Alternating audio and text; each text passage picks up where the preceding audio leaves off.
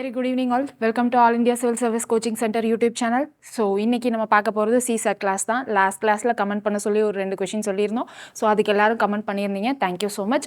ஒரு சிலர் என்ன சொல்லியிருந்தீங்க அப்படின்னா இன்னும் டீட்டெயிலாக கிளாஸஸ் வேணும்னு கேட்டிருந்தீங்க. ஸோ நமக்கு அலாட் பண்ண டைமில் நம்ம சிலபஸ் கம்ப்ளீட் பண்ணணும். ஸோ முடிஞ்ச வரைக்கும் நம்ம புரிய வைக்கிற மாதிரி நடத்துகிறோம்னு நினைக்கிறேன்.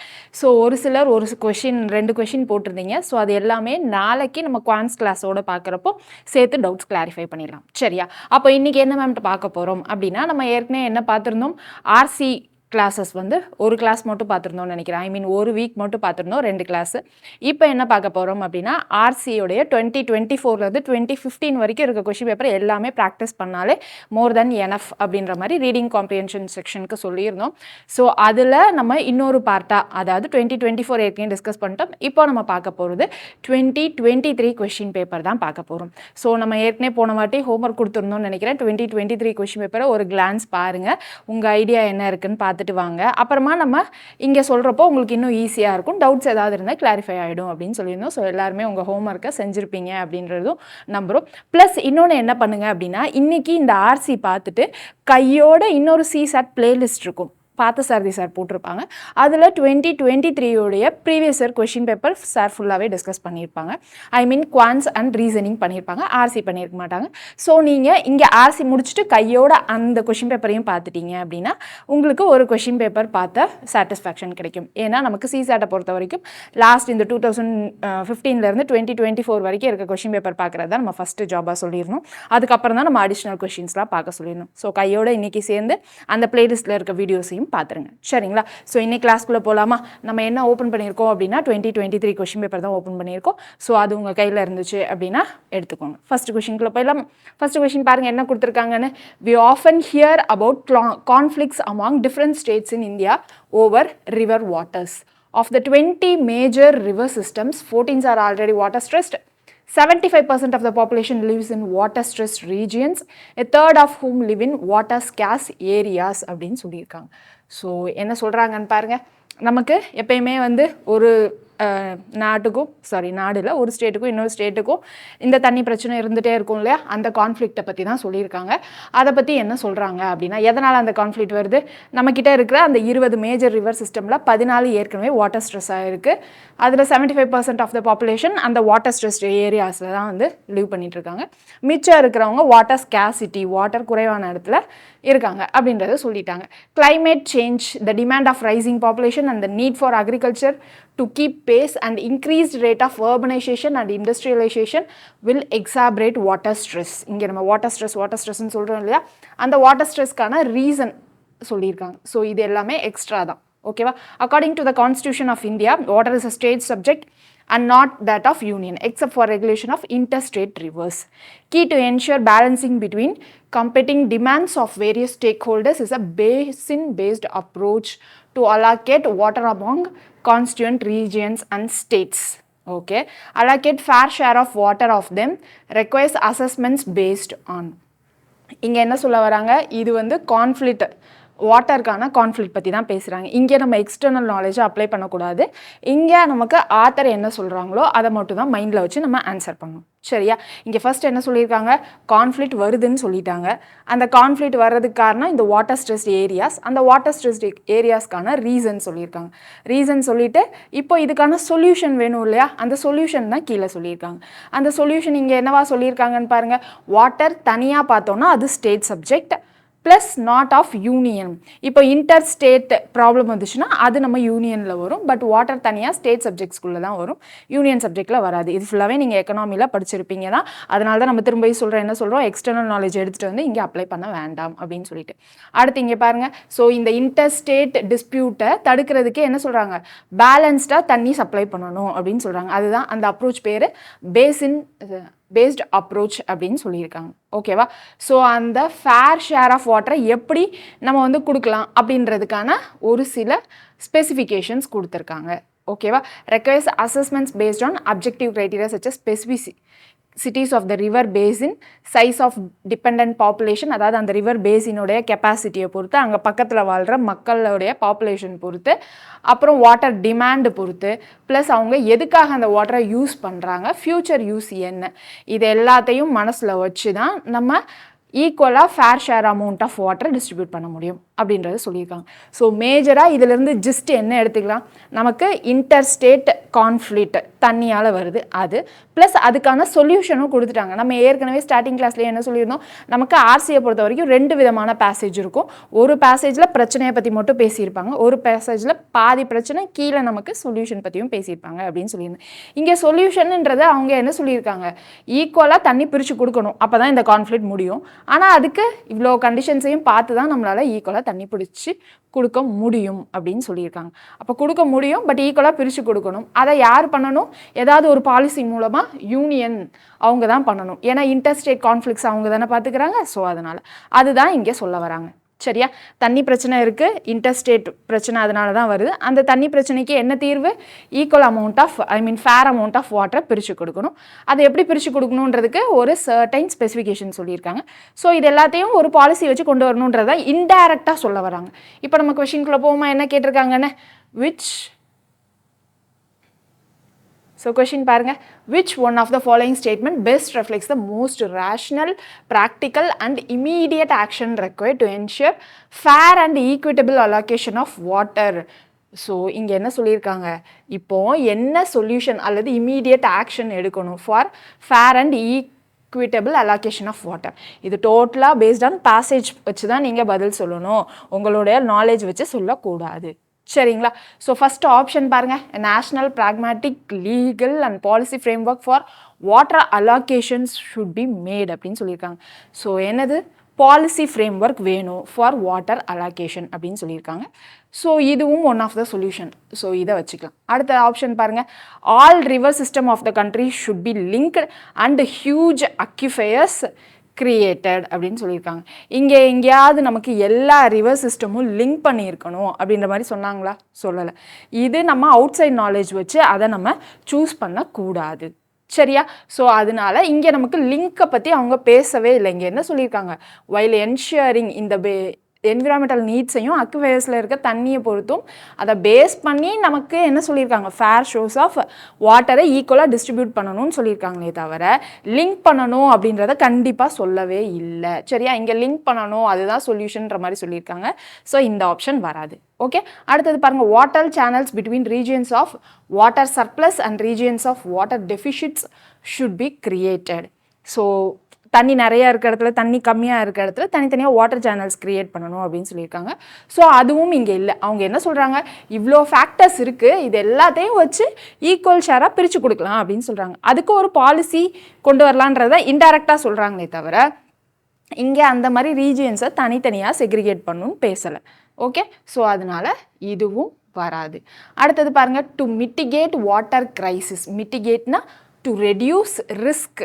சரியா, to mitigate water crisis water demand of sectors such as agriculture and industries should be reduced. இதை எங்கேயா சொல்லியிருக்காங்களா, நம்ம அக்ரிகல்ச்சருக்கும் இண்டஸ்ட்ரீஸ்க்கும் தேவைப்படுற அந்த தண்ணியுடைய டிமாண்டை குறைச்சிக்க சொல்லியிருக்காங்க. அதை பற்றி இங்கே நமக்கு எதுவுமே ஒரு க்ளூ கூட கொடுக்கல. ஸோ அதனால இது கிடையாது. ஓகேவா, மைட் பி எனக்கு இது ஆன்சராக இருக்கலாம் அல்லது இது ஆன்சராக இருக்கலாம். பட் ஆனால் இங்கே என்ன சொல்லியிருக்காங்க, water channel based on water surplus and water deficit வச்சு கிரியேட் பண்ணலான்னு சொல்லியிருக்காங்க. இங்கே அந்த வாட்டர் நிறைய அவைலபிலிட்டி வச்சு மட்டும் இந்த க்ரைட்டீரியாலாம் பேசியிருக்காங்க. ஆனால் நமக்கு மேலே பேசேஜில் அந்த க்ரைட்டீரியா மட்டும் சொல்லலை, ஸ்பெசிஃபிகேஷன்ஸ் ஆஃப் ரிவர் பேசின்ஸ் மட்டும் வச்சு சொல்லலை. எதை வச்சு சொல்கிறாங்க, நமக்கு பாப்புலேஷன்ஸ் வச்சும் சொல்கிறாங்க இல்லையா. ஸோ இங்கே பாருங்கள், பாப்புலேஷன்ஸ் வச்சு சொல்கிறாங்க, வாட்டர் டிமாண்டை வச்சு சொல்கிறாங்க, எஃபிஷியன்சி ஆஃப் யூஸ் வச்சு சொல்கிறாங்க. ஸோ ஆனால் இங்கே ஆப்ஷன் சி எனக்கு ஒரே ஒரு இதை மட்டும் பேஸ் பண்ணி தான் வந்து சொல்கிறாங்க இல்லையா. ஸோ அதனால நமக்கு ஆப்ஷன் சியும் வராது. நமக்கான ஆன்சர் என்னது, ஆப்ஷன் ஏ தான். எல்லாருக்கும் ஈக்குவலாக ஃபேர் சோர்ஸ் ஆஃப் தண்ணி போகணுன்னா என்ன பண்ணணும், ஒரு லீகல் பாலிசி ஃப்ரேம் ஒர்க் கொண்டு வந்து ஈக்குவலாக எல்லாருக்கும் அலோகேட் பண்ணணும். அதுதான் இங்கே இந்த பேசேஜில் சொல்லியிருக்கக்கூடிய சொல்யூஷன். ரைட்டா, அடுத்த கொஷின் போகலாமா. அடுத்தது பாருங்கள், ஸோ ஒரு பேசேஜுக்கு ஒரு கொஷின் தான் கொடுத்துருக்காங்க. இது எல்லாமே நம்மளை டைம் டிலே பண்ணுறதுக்காக தான். ஓகேவா, ஸோ நெக்ஸ்ட் கொஷின் போகலாமா. நெக்ஸ்ட் பாருங்கள், more than half of the Indian women and almost a quarter of Indian men of working age suffer from anemia. According to studies, they are anywhere from 5 to 15% less productive than they could be as a result thereof. India has also the largest tuberculosis burden in the world, costing 170 million work days to the country annually. So passage read பண்றவங்க கொஞ்சம் வீடியோவை pass பண்ணிட்டு read பண்ணிட்டு அப்புறமா கூட questions வாங்க, சரியா? So but what is just as important as lost productivity is now lost potential in the future. So என்ன சொல்ல வராங்க இங்க இந்தியா அப்படின்னு ஸ்பெசிஃபிக்காக சொல்லிட்டாங்க. இதில் இந்தியன் உமனுக்கும் மென்னுக்கும் சஃபரிங் ஃப்ரம் அனிமியான்னு சொல்லியிருக்காங்க, சரியா? அந்த அனிமியானால என்ன ஆகுதுன்னு சொல்கிறாங்க, 5 to 15% லெஸ் ப்ரொடக்டிவாக வேலை பார்க்குறாங்க அப்படின்னு சொல்கிறாங்க. இங்கே அனிமியா பற்றி பேசி அதோட முடிச்சுட்டாங்க, ஓகேவா? ஸோ அனிமியாவும் ப்ரொடக்டிவிட்டியும் பற்றி பேசி அடுத்து என்ன சொல்கிறாங்க, டியூபர்குலோசிஸ் பற்றி சொல்கிறாங்க, ஓகேவா? India has also the largest tuberculosis burden in the world, costing 170 million work days to the country annually. But what is just as important as lost productivity now is lost potential in the future. So tuberculosis-லையும் India தான் first இருக்காங்க அப்படின்னா அது just ஒரு extra point தான் சொல்லியிருக்காங்க, அதுக்கு மேலே அதை பற்றி பேசல. இப்போ என்ன சொல்கிறாங்க, லாஸ்ட் ப்ரொடக்டிவிட்டி அப்படின்னு மேலே சொல்லியிருந்தாங்க இல்லையா, அதனுடைய கண்டினியூஷன் தான். ஸோ அந்த லாஸ்ட் ப்ரொடக்டிவிட்டினால என்ன ஆகுது, நம்ம கண்ட்ரியில் potential lost potential in the ஃபியூச்சரில் நமக்கு அதனால பாதிப்பு வரும் அப்படின்ற மாதிரி சொல்கிறாங்க. It is becoming increasingly clear that on many measures of cognitive ability malnutritioned Indian children perform 2 or 3 times worse than their adequately nourished peers. So திரும்பியும் என்ன சொல்கிறாங்க, மால் நியூட்ரிஷன் இந்தியன் சில்ட்ரன். இங்கே சில்ட்ரன் பற்றி பேசுகிறாங்க, அங்கே மென் அண்ட் உமன் பற்றி பேசுகிறாங்க. Children பற்றி பேசி என்ன சொல்கிறாங்க, அவங்களுடைய பர்ஃபார்மன்ஸ் 2 to 3 times worse-ஆக தான் இருக்குது அப்படின்னு சொல்லியிருக்காங்க. Next, for an economy that will be more depend on highly skilled workers this poses a significant challenge. So இங்கே என்ன சொல்லிட்டாங்க, இப்போது ஏதோ ஃபாரின் எக்கனாமி, அதாவது ஒரு எக்கனாமி ஸ்கில்டு லேபர்ஸை மட்டும் பேஸ் பண்ணியிருக்கோம் இல்லையா, அந்த மாதிரி இடத்துல இது என்ன ஆகுது அப்படின்னா ஒரு சிக்னிஃபிகண்ட் சேலஞ்சாக இருக்குது. எதனால், இந்த லாஸ்ட் ப்ரொடக்டிவிட்டினால. இந்த லாஸ்ட் ப்ரொடக்டிவிட்டி எதனால, ஹெல்த்துனால. இப்போ எதையும் கனெக்ட் பண்ணுறாங்க, எனக்கு ஹெல்த்தையும் எக்கனாமியையும் கனெக்ட் பண்ணுறாங்க, சரியா? And it is one that really should be addressed given in India's demographic look. Okay, so டோட்டலாக என்ன சொல்கிறாங்க, ஹெல்த்தையும் நமக்கு அந்த பொட்டென்ஷியல்னால எக்கனாமி எப்படி லாஸ் ஆகுது, எப்படி அஃபெக்ட் ஆகுது அப்படின்னு சொல்லியிருக்காங்க, கரெக்ட்? ஸோ இப்போ கொஷின்குள்ளே போயிடலாமா? கொஷினில் என்ன சொல்லியிருக்காங்கன்னு பாருங்கள். Which one of the following statement best reflect what is implied by the passage? Passage நமக்கு என்ன சொல்ல வருது, what is implied by the passage, அதான் கேட்டிருக்காங்க. Education system must be strengthened in rural areas. So இங்கே என்ன நமக்கு கனெக்ட் பண்ணியிருந்தாங்க, ஹெல்த்தை பற்றியும் ஹெல்த்னால அஃபெக்ட் ஆகிற அந்த வேலையுடைய எஃபிஷியன்சி பற்றியும் தான் பேசியிருந்தாங்க. அப்போ இது பியூராக அவுட் ஆஃப் டாபிக் இல்லையா, ஸோ அதனால் ஆப்ஷன் ஏ கிடையாது. அடுத்தது பாருங்கள், large scale and effective implementation of skill development programme is the need of the hour. Skill development programme, இங்கே ஸ்கில் டெவலப்மெண்ட் பற்றி ஏதாவது பேசியிருந்தாங்களா, இல்லை, ஹெல்த்தை பற்றி தான் பேசியிருந்தாங்க. ஸோ இதுவும் டோட்டலாக அவுட் ஆஃப் த டாபிக். அடுத்து, for economic development health and nutrition of only skilled labours needs a special attention. இங்கே பாருங்கள், ஒன்லின்றது நமக்கு எக்ஸ்ட்ரீம் வேர்டு இல்லையா, ஸோ அதை நம்ம அவாய்ட் பண்ணிடலாம். ப்ளஸ் இங்கே பாருங்களேன், for economic development health and nutrition of only skilled workers need special attention. நமக்கு இங்கே ஸ்கில்டு ஒர்க்கர்ஸ் பற்றி பேசுகிறப்போ என்ன சொல்லியிருந்தாங்க, எந்த எக்கனாமி ஸ்கில்டு ஒர்க்கர்ஸை நம்பி இருக்காங்களோ அங்கே மேஜர் சேலஞ்சாக இருக்கும்னு சொல்லியிருந்தாங்க. அதுக்காக அவங்க என்ன மீன் பண்ணுறாங்கன்னு அர்த்தம் கிடையாது, ஒன்லி ஸ்கில்டு லேபர்ஸ்க்கான ஹெல்த்தை மட்டும் டேக் கேர் பண்ணிக்கோங்க அப்படின்னு மீன் பண்ணல, சரியா? அது ரொம்ப எக்ஸ்ட்ரீம், ஸோ அதனால அது கிடையாது. அடுத்த ஆப்ஷன் பாருங்க, for rapid economic growth as envisaged by us, attention should be paid to health and nutrition of the people. So for rapid environment growth என்ன பண்ணணும், attention should be paid to health and nutrition of the people. இதுதான் நமக்கான valid point that we can be implied from the passage, சரியா? So option D is the correct answer. அடுத்த question போலாமா? ரொம்ப கிளியராக இருக்கா? இந்த மாதிரி ஜென்ரல் ஸ்டேட்மெண்ட்ஸ் எல்லாமே கிளியராக தான் இருக்கும், சிம்பிளாக தான் இருக்கும். உங்களுடைய சப்ஜெக்ட் ஓரியன்ட் வர்றப்போ கன்ஃபியூஸ் ஆவீங்க, அது மட்டும் செக் பண்ணிக்கோங்க. நெக்ஸ்ட் பாருங்கள், நெக்ஸ்ட் என்ன டாப்பிக்கில் கொடுத்துருக்காங்க. In India a majority of farmers are marginal and small, less educated and possess low adaptive capabilities to climate change, perhaps because of credit and other constraints.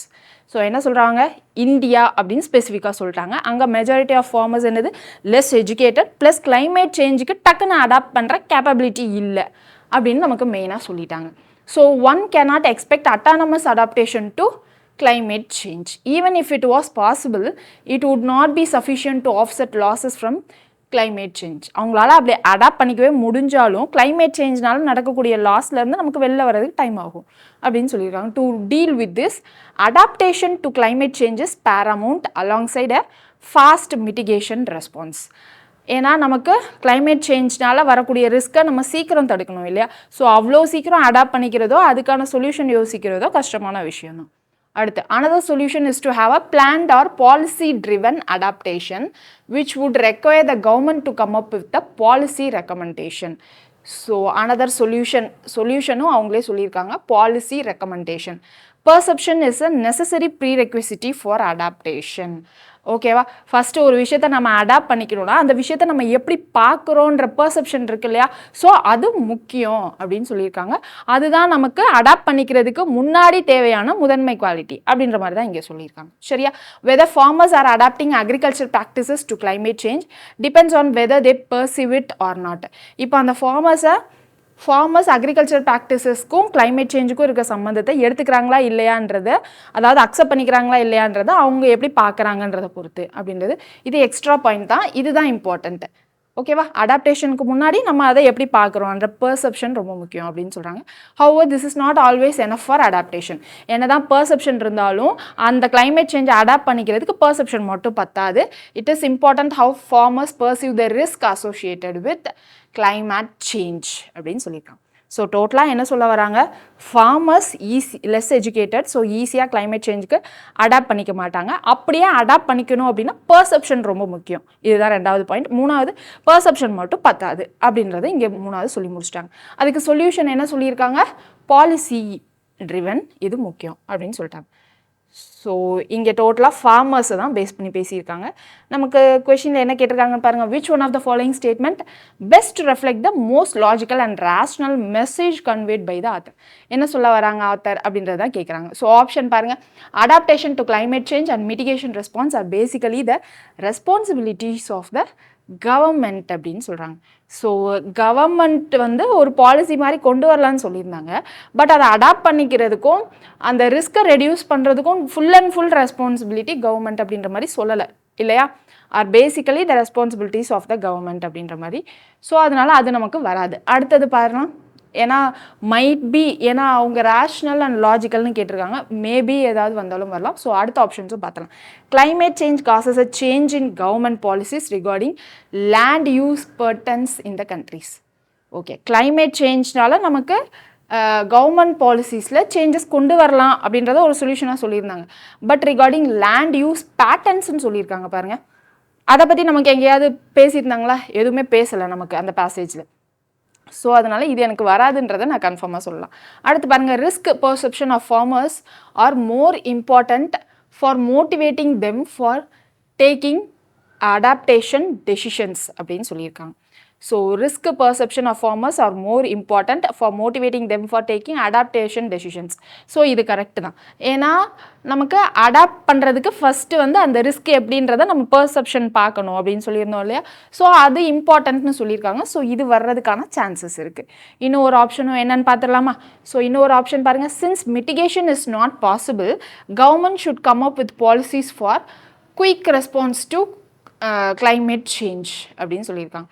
நமக்கு என்னது, கவர்மெண்ட் ஒரு policy வைக்கணும்னு சொல்லியிருந்தாங்க. But ஆனால் இங்கே என்ன சொல்லியிருக்காங்க, குயிக் ரெஸ்பான்ஸ் டு கிளைமேட் சேஞ்சுக்கு கண்டிப்பாக மிட்டிகேஷன் இஸ் நாட் பாசிபிள் அப்படின்னு அவங்க சொல்லியிருக்காங்க. மிட்டிகேஷன் அதாவது ரிஸ்க்கை ரெடியூஸ் பண்ணுறது பாசிபிளே இல்லை அப்படின்னு சொல்லியிருக்காங்க. Government should come up with policies for quick response to climate change. நமக்கு கவர்மெண்ட் ஒரு பாலிசி கொண்டு வரணும், பாலிசி ட்ரிவன் அடாப்டேஷன் கொண்டு வரணும்னு சொல்லியிருந்தாங்க இல்லையா? பட் ஆனால் இங்கே எங்கேயாவது அந்த மிட்டிகேஷனை நம்மளால் பண்ணவே முடியாது. ஃபாஸ்ட் மிட்டிகேஷன் பர்பஸ்க்காக நமக்கு இந்த பாலிசின்னு சொல்லலாம் அவங்க இல்லையா? கரெக்டாக? ஸோ அதனால நமக்கு ஆப்ஷன் டியும் வராது. Since mitigation is not possible, இங்கே அவங்க என்ன சொல்கிறாங்க, எக்ஸ்ட்ரீமாக சொல்கிறாங்க, ரிஸ்க்கை ரெடியூஸ் பண்ணுறது பாசிபிளே இல்லை அப்படின்ற மாதிரி. அதுவும் இங்கே பாலிசிஸ் எதுக்கு, குயிக் ரெஸ்பான்ஸ் டு கிளைமேட் சேஞ்சுக்கு அப்படின்னு சொல்கிறாங்க.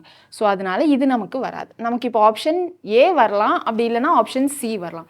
ஃபர்ஸ்ட் என்ன சொல்கிறீங்க ஆப்ஷன் ஏல பாருங்கள் is basically the responsibilities of கவர்மெண்ட்னு சொல்கிறாங்க. இல்லை இங்கே எனக்கு பேசிக்கலி த ரெஸ்பான்சிபிலிட்டிஸ் ஆஃப் ஃபார்மர்ஸ்னு சொல்லியிருந்தா எனக்கு ஆப்ஷன் ஏ கரெக்டாக வந்திருக்கும். ஏன்னா நம்ம அந்த பேசேஜில் பேசுகிறது எல்லாமே ஃபார்மர்ஸை பற்றி தான். லெஸ் எஜுகேட்டட், ஸோ அடாப்ட் பண்ணிக்க முடியாது, அப்படியே அடாப்ட் பண்ணிக்கணும்னா அவங்களுக்கு பர்செப்ஷன் வேணும் அப்படின்றது ஃபுல் ஃபோக்கஸும் எங்கே தான் இருக்குது, ஃபார்மர்ஸ் மேலே தான் இருக்குது இல்லையா. ஸோ அதனால் கவர்மெண்ட்டோடைய பேசிக் ரெஸ்பான்சிபிலிட்டின்னு சொல்ல முடியாது. ஸோ ஆப்ஷன் ஏ வராது, நமக்கு ஆப்ஷன் சி தான் கரெக்டாக வரும். Risk perception of farmers are important for motivating them to take adaptative decisions. இதான மேஜராக இருந்துச்சு, perception is more important for அடாப்டேஷன்னு. ஸோ அதுதான் இங்கே கொடுத்துருக்காங்க. So option C is the correct answer. புரியுது இல்லைங்களா? அடுத்த கொஷின் போகலாமா? அடுத்த கொஷின் பாருங்கள் என்ன கொடுத்துருக்காங்கன்னு.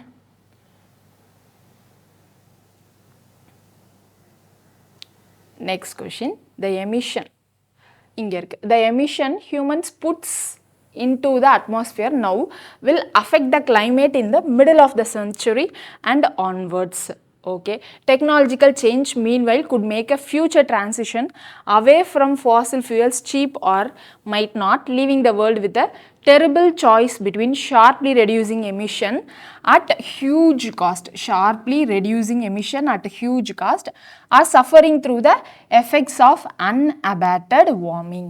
என்ன சொல்ல வராங்க, நம்ம ஹியூமன்ஸ் ஏதோ பண்ணுற தப்புனால எமிஷன் ஆகுது, அந்த எமிஷன் என்ன ஆகுது, நம்மளுடைய கிளைமேட்டை அஃபெக்ட் ஆக போகுது மிடில் ஆஃப் த செஞ்சுரியில் அப்படின்னு ஒரு சைட் சொல்லியிருக்காங்க. ரெண்டாவது ஸ்லைடு என்ன சொல்கிறாங்க, இந்த டெக்னாலஜி சேஞ்ச் நடந்துகிட்டே இருக்கிறதுனால ஃப்யூச்சரில் என்ன நடக்கலாம், நம்ம இப்போ இந்த எமிஷன்லாம் பண்ணுறோம் இல்லையா, ஏதாவது ஃபாசில் ஃபியூல்ஸ் எரிச்சு, அதனால அந்த எமிஷனை கண்ட்ரோல் பண்ணுறதுக்கு ஆனால் டெக்னாலஜி நான் கொண்டு வந்தது சீப்பாகவும் இருக்கலாம், அப்படி இல்லைன்னா எனக்கு சீப்பாக இல்லாமலும் இருக்கலாம். அதுதான் இங்கே சொல்கிறாங்க, மைட் நாட். ஓகேவா? ஸோ அந்த கண்டிஷனில் சீப்பாக இல்லாமலும் இருக்கலாம், எனக்கு நான் டெக்னாலஜி டெவலப் ஆகிறதுனால அந்த எமிஷனை நான் குறைக்கிறதுக்கான கண்டுபிடிக்கிற வழிகள் சீப்பாக இல்லாமலும் இருக்கலாம். அப்படி இருக்க பட்சத்தில் என்ன நடக்கும், நம்ம எமிஷனை குறைச்சே ஆகணும். ஏன்னா ஒரு ஸ்டேஜுக்கு மேலே நம்ம அட்மாஸ்ஃபியர் தாங்காது. ஸோ எமிஷனை குறைச்சே ஆகணும், what ever the cost maybe, அப்படி தானே வரும். ஸோ அதுதான் sharply reducing emission at huge cost அப்படின்னு சொல்லியிருக்காங்க. Businesses that do not hedge against the threat of uncertain outcomes fail. The world cannot affect such recklessness on climate change. So இந்த passage ஃபுல்லாக எதை base பண்ணியிருக்கு, climate change base பண்ணியிருக்கு. ஓகேவா? அந்த climate சேஞ்சுக்கு technology develop ஆகிறதுனால ஒரு சொல்யூஷன் வரலாம். மேபி அப்படி சொல்யூஷன் வந்தால் என்ன நடக்கும், sharply reducing emission detection at huge cost ஆகணும், நம்ம அதை அடாப்ட் பண்ணி தான் ஆகணும். ஸோ அதுதான் இங்கே ஃபுல்லாக சொல்ல வராங்க. இங்கே என்ன சொல்லியிருக்காங்க, பிஸ்னஸ் தட் த்ரெட் த, அதாவது இந்த அட்மாஸ்ஃபியருக்கு த்ரெட்டன் வரக்கூடிய அளவுக்கு நம்ம ஏதாவது பிஸ்னஸ் பண்ணிட்டு இருந்தோம் அப்படின்னா அதனுடைய அவுட்கம் ஃபெயில் ஆகும் அப்படின்றத சொல்லியிருக்காங்க. சரியா? அது ஜஸ்ட்டு சும்மா ஒரு பாயிண்ட் நம்மளை கன்ஃபியூஸ் பண்ணுறதுக்காக சொல்லியிருக்காங்க. ஸோ இந்த பேராகிராஃபோடைய டோட்டல் ஜிஸ்ட் என்னது, நமக்கு எமிஷன்ஸும் நடக்குது, டெக்னாலஜி டெவலப்மெண்ட்டும் நடக்குது. ஸோ டெக்னாலஜி டெவலப்மெண்ட் நடக்கிறதுனால நமக்கு ஹை காஸ்ட்டில் அந்த எமிஷனுக்கான சொல்யூஷன் கிடைச்சாலும் நம்ம அடாப்ட் பண்ணி தான் ஆகணும் அப்படின்றது தான் இங்கே ஒரு விஷயமா பேசுகிறாங்க. சரியா? ஸோ இங்கே பிஸ்னஸ் த்ரெட்டுக்கு, அதாவது அட்மாஸ்ஃபியர் த்ரெட்டுக்கு அகெயின்ஸ்டாக இருந்துச்சு அப்படின்னா அந்த பிஸ்னஸை ஃபெயில் ஆகிடும் அப்படின்ற மாதிரி ஜஸ்ட் ஒரு வேர்டு தான் சொல்லியிருக்காங்க. மேஜர் என்னது, நமக்கு எமிஷனும் நடக்குது ப்ளஸ் டெக்னாலஜியும் டெவலப் ஆகுது, அதுதான் இல்லையா? ஸோ கொஷின் பார்க்கலாமா என்ன கொடுத்துருக்காங்கன்னு. Which one of the following statement best reflects the crucial message conveyed by the author of the passage. Crucial message கேட்டிருக்காங்க. ஃபர்ஸ்ட் பாருங்க, business that cause emission may need to close down or pay for the pollution in future. So இது just ஒரு point அங்கே இருந்துச்சு, but அது crucial மெசேஜா இல்லையான்றத அடுத்த remaining ஆப்ஷன்ஸும் பார்த்து eliminate பண்ணிவிட்டு அப்புறம் செக் பண்ணிக்கலாமா. ஸோ இப்போதைக்கு இந்த ஆப்ஷன் இருக்கட்டும் லிஸ்ட்டில். அடுத்தது பாருங்கள், the only solution is technological development related to the issue of the climate change. Only solution, ஒன்லின்றது என்னது, நமக்கு எக்ஸ்ட்ரீம் வேர்டா, ஸோ அப்போது இது நமக்கு வராது, அவுட் ஆஃப் த பாக்ஸா. அடுத்தது பாருங்க, waiting to deal with carbon emission until technology improves is not a wise strategy. So நமக்கு இங்கே பேராகிராஃப் என்ன சொல்லியிருந்தாங்க, டெக்னாலஜியும் எமிஷன் நடக்குது, ஸோ அதனால கிளைமேட் சேஞ்ச் ஆகுது அப்படின்னு க்ரூஷியலாக சொல்லிட்டாங்க. பட் டெக்னாலஜியும் டெவலப் ஆகிட்டு இருக்கு அப்படின்ற மாதிரி சொல்லியிருக்காங்க. பட் இங்கே என்ன நமக்கு கொஷின் ரைஸ் பண்ணியிருக்காங்க, டெக்னாலஜி ஃபுல்லாக டெவலப் ஆகிற வரைக்கும் நம்ம வெயிட் பண்ணுறது ஒரு வைஸ் ஸ்ட்ராட்டஜியா அப்படின்ற மாதிரி கேட்டிருக்காங்க. ஸோ அதுவும் க்ரூஷியல் மெசேஜ் சொல்லுதுன்ற மாதிரி எடுத்துக்கலாமா. இது முக்கியமான க்ரூஷியல் மெசேஜ், ஏன்னா நமக்கு பேராகிராஃப் ஃபுல்லாகவே இதை பற்றி தான் பேசியிருக்காங்க. ஸோ ஆப்ஷன் சி எனக்கு மோஸ்ட் சூட்டபுளாக இருக்கும். அடுத்த ஆப்ஷனும் பார்த்துக்கலாமா? Since future technological change is uncertain, new industry should be based on renewable energy sources. So இங்கே என்ன சொல்லியிருக்காங்க, ஃபியூச்சர் டெக்னாலஜி சேஞ்சை அன்சர்டைனாக இருக்கிறதுனால நம்ம என்ன பண்ணலாம், இதுக்கப்புறம் வரக்கூடிய புது இண்டஸ்ட்ரீஸை ரெனியூவபிள் சோர்ஸ் ஆஃப் எனர்ஜியை மாற்றிடலாம் அப்படின்ற மாதிரி சொல்லியிருக்காங்க. ஸோ இது வந்து நம்ம இந்த பேராகிராஃபை விட்டு அவுட் ஆஃப் நாலேஜ் எடுத்துக்கிட்டோம் அப்படின்னா இது நமக்கு கரெக்டான மெசேஜாக இருக்கும். பட் இந்த பேராகிராஃபில் எங்கேயுமே எனக்கு ரெனியூவபிள் எனர்ஜி ரிசோர்ஸஸ் பற்றி பேசவே இல்லை இல்லையா? ஸோ அப்போது இந்த ஆப்ஷன் நமக்கு வராது. ஸோ இது ஜஸ்ட் ஒன் பாயிண்ட் தான் இருந்தது. நமக்கு கொஷினில் க்ரூஷியல் க்ரக்ஸ் என்னன்னு தான் கேட்குறாங்க. க்ரூஷியல் என்னது? இதுதான். சரியா? ஸோ நம்மளுடைய கரெக்டான answer option C. Next paragraph போயிடலாமா? நெக்ஸ்ட் பேராகிராஃப் பாருங்க என்ன கொடுத்துருக்காங்கன்னு. Environmental problems cause health problems. Substantial changes in lifestyle can reduce environmental or health problems. But this idea appears almost impossible to adapt. So environmental ப்ராப்ளம்னால என்னாவும் health problem வரும் அப்படின்றது சொல்கிறாங்க. நம்ம லைஃப் ஸ்டைலை சேஞ்ச் பண்ணால் என்விரான்மெண்டல் ப்ராப்ளமையும் ஹெல்த் ப்ராப்ளமையும் கம்மி பண்ணலாம் அப்படின்ற மாதிரி சொல்லியிருக்காங்க. But it is impossible to adapt அப்படின்னு சொல்லிட்டாங்க. ஸோ மேஜர் ஜிஸ்ட்டை இங்கேயே கொடுத்துட்டாங்க. அடுத்தது பாருங்கள், with environmental problems individual efforts can be perceived as and negligible effect. அதாவது எப்போ என்விரான்மெண்டல் ப்ராப்ளமையும் இண்டிவிஜுவல் ப்ராப்ளம் அதாவது ஹெல்த் ப்ராப்ளமையும் கம்பேர் பண்ணுறாங்க. கம்பேர் பண்ணுறப்போ எனக்கு ஹெல்த் ப்ராப்ளம் ரொம்ப குட்டி, ஸோ நெக்லிஜிபிள் எஃபெக்ட் அப்படின்ற மாதிரி சொல்லியிருக்காங்க. With health on the other hand, individual choices can make the difference between life and death. So health நம்ம சின்ன விஷயமாவே எடுத்துக்க முடியாது, ஏன்னா அது வாழ்வா சாவான்ற விஷயம் அப்படின்ற மாதிரி சொல்லியிருக்காங்க. And yet bearing a few, there seems to be the same collective lethargy towards making their choices. So making their சாய்ஸஸில் நம்ம லெத்தாஜிக்காக இருக்கும் அப்படின்னு சொல்கிறாங்க. ஸோ மேஜர் ஜஸ்ட் நம்ம சொன்ன மாதிரி இந்த 4 லைன்லேயே நமக்கு முடிச்சுட்டாங்க. என்னப்பா சொல்ல வராங்க, என்விரான்மெண்டல் ப்ராப்ளம்னால ஹெல்த் ப்ராப்ளம் நடக்குது. ஸோ இதை எப்படி நம்ம ரெடியூஸ் பண்ணலாம் அப்படின்னா நம்மளுடைய லைஃப் ஸ்டைல் சேஞ்ச் பண்ணி அப்படின்றது தான் இதனுடைய ஜஸ்ட். இப்போ நமக்கு கொஸ்டினில் என்ன கேட்டிருக்காங்கன்னு பாருங்கள். Which of the following statement best implies the most rational assumption கேட்டிருக்காங்க. சரியா? that can be made from the passage. First இது பாருங்க, we are likely to spend more money on cure than prevention. So இது என்ன assumption, என்ன சொல்லியிருக்காங்க, life ஸ்டைலை மாற்றினா எனக்கு என்விரான்மெண்டல் ப்ராப்ளம் ஹெல்த் ப்ராப்ளம் ரெண்டையுமே மாற்றிக்கலாம் அப்படின்ற மாதிரி சொல்லியிருந்தாங்களா? But it is not easy to adapt அப்படின்னு சொல்லியிருந்தாங்க இல்லையா? பட் எதனால் அது எனக்கு அடாப்ட் இல்லை? மேபி நிறையா அமௌண்ட் ஸ்பெண்ட் பண்ணலாம், இல்லை வந்து எனக்கு ஹெல்த்தியான ஐட்டம் சாப்பிட பிடிக்காமல் இருக்கலாம், அந்த மாதிரி நிறைய இஷ்யூ இருக்கலாம். இங்கே என்ன சொல்லியிருக்காங்க, we are likely to spend more money on cure than prevention. ஓகேவா? இப்போது நம்ம லைஃப் ஸ்டைலை மாற்றலைன்னா என்ன நடக்கும்? ப்ரிவென்ட் பண்ணுறதுக்கு முன்னாடி நம்ம க்யூர் பண்ணுறதுக்கு நிறைய காசு செலவு பண்ண வேண்டியதாக இருக்கும். லைஃப் ஸ்டைலை மாற்றிக்கலை அப்படின்னா க்யூர் பண்ணுறதுக்கு நிறைய செலவு பண்ணுற மாதிரி இருக்கும் அப்படின்ற அசம்ஷன் எடுத்துக்கலாமா? கரெக்டு தானே? அதான பேசேஜ்லேயும் சொல்ல வந்தாங்க. ஸோ இந்த ஆப்ஷனை எலிமினேட் பண்ண முடியாது, அது லிஸ்ட்டில் இருக்கட்டும். அடுத்தது பாருங்கள், it is a job of government to solve our environmental and public health problems. இங்கே நமக்கு எங்கேயாவது கவர்மெண்ட்டோட ரோல் பற்றி பேசியிருந்தாங்களா? பேசாததான் நம்மளா அசியூம் பண்ண மாட்டோம் இல்லையா? ஸோ அதனால இது என்னுடைய ஆப்ஷன் கிடையாது, எலிமினேட் பண்ணிடலாம். அடுத்தது பாருங்கள், health can be protected even if environmental problems go on unattended. Okay, இந்த பேராகிராஃபில் ஃபர்ஸ்டே எனக்கு என்ன சொல்லியிருந்தாங்க, environmental problem causes health problem. So ரெண்டுமே கோரிலேட் பண்ணுற மாதிரி தான் சொல்லியிருந்தாங்க இல்லையா? ஸோ இங்கே எனக்கு ஹெல்த் ப்ராப்ளமாக ப்ரொடெக்ட் பண்ணிடலாம், என்விரான்மெண்டல் ப்ராப்ளமாக பண்ண முடியலனாலும் அப்படின்ற மாதிரி எனக்கு பேசேஜில் சொல்லலை. அது எனக்கு ஆப்போசிட்டாக இருக்குது. ஸோ இதை நான் அசியூம் பண்ண மாட்டேன். ஸோ அதனால் ஆப்ஷன் சி கிடையாது. அடுத்த ஆப்ஷன் பாருங்கள், loss of traditional life style and influence of western values leads to unhealthy ways of living. நமக்கு பேராகிராஃபில் என்ன சொல்லியிருந்தாங்க, ஜென்ரலாக சொல்லியிருந்தாங்க லைஃப் ஸ்டைலை மாற்றணும் அப்படின்னா நம்மளோட ஹெல்த் ப்ராப்ளமையும் என்விரான்மெண்டல் எஃபெக்டையும் கம்மி பண்ணலாம் அப்படின்னு சொல்லிட்டு அவங்க ஸ்பெசிஃபிக்காக ட்ரெடிஷ்னல் வெஸ்டர்ன் எதுவுமே மீன் பண்ணல. பட் இந்த ஆப்ஷன் எனக்கு ஸ்பெசிஃபிக்காக இருக்குது. ஸோ அதனால் நம்ம இந்த ஆப்ஷனையும் எடுத்துக்க முடியாது. ஸோ நம்மளுடைய பெஸ்ட் ஆப்ஷன் என்னது, அசம்ஷன் ஆப்ஷன் ஏ தான். சரியா? நம்ம லைஃப் ஸ்டைலை மாற்றிக்கலன்னா ஃப்யூச்சரில் கியூர் பண்ணுறதுக்கு நிறைய செலவு பண்ண வேண்டியதாக இருக்கும். அதுதான் இங்கே சொல்லியிருக்காங்க, spend more money on cure then prevention. Right? So அடுத்த கொஸ்டின் போயிடலாமா? அடுத்தது பாருங்கள் என்ன கொடுத்துருக்காங்கன்னு. Okay, next paragraph. Many people are not eating the right food. For some, it is simply a decision to stick with food they enjoy, but which is not too healthy. This is leading to an increase in non-communicable diseases. This in turn lead to major burden on healthcare systems that have the potential to derail the economic progress which is essential for the poor to improve their lives. So எதை எங்கே கொண்டு வந்து connect பண்ணியிருக்காங்க பாருங்கள், நிறைய people வந்து என்ன பண்ணுறாங்க, கரெக்டான ஃபுட்டை சாப்பிட்றது கிடையாது அப்படின்னு சொல்லியிருக்காங்க. ஸோ நிறைய பேர் என்னது டேஸ்ட்டாக தான் வேணும், ஹெல்த்தியாக வேணான்றதுனால ஒரு சிலர் சாப்பிடாமல் இருப்பாங்க. It leads to non communicable disease அப்படின்னு சொல்லியிருக்காங்க. ஸோ இது என்ன பண்ணுது, in turn affects the health care system மட்டும் இல்லாமல் எக்கனாமிக்கோடைய ப்ராக்ரஸையும் வந்து டீரெயில் பண்ணுது, அதாவது பேக்வேர்டாக கொண்டு போகுது அப்படின்ற மாதிரி சொல்கிறாங்க.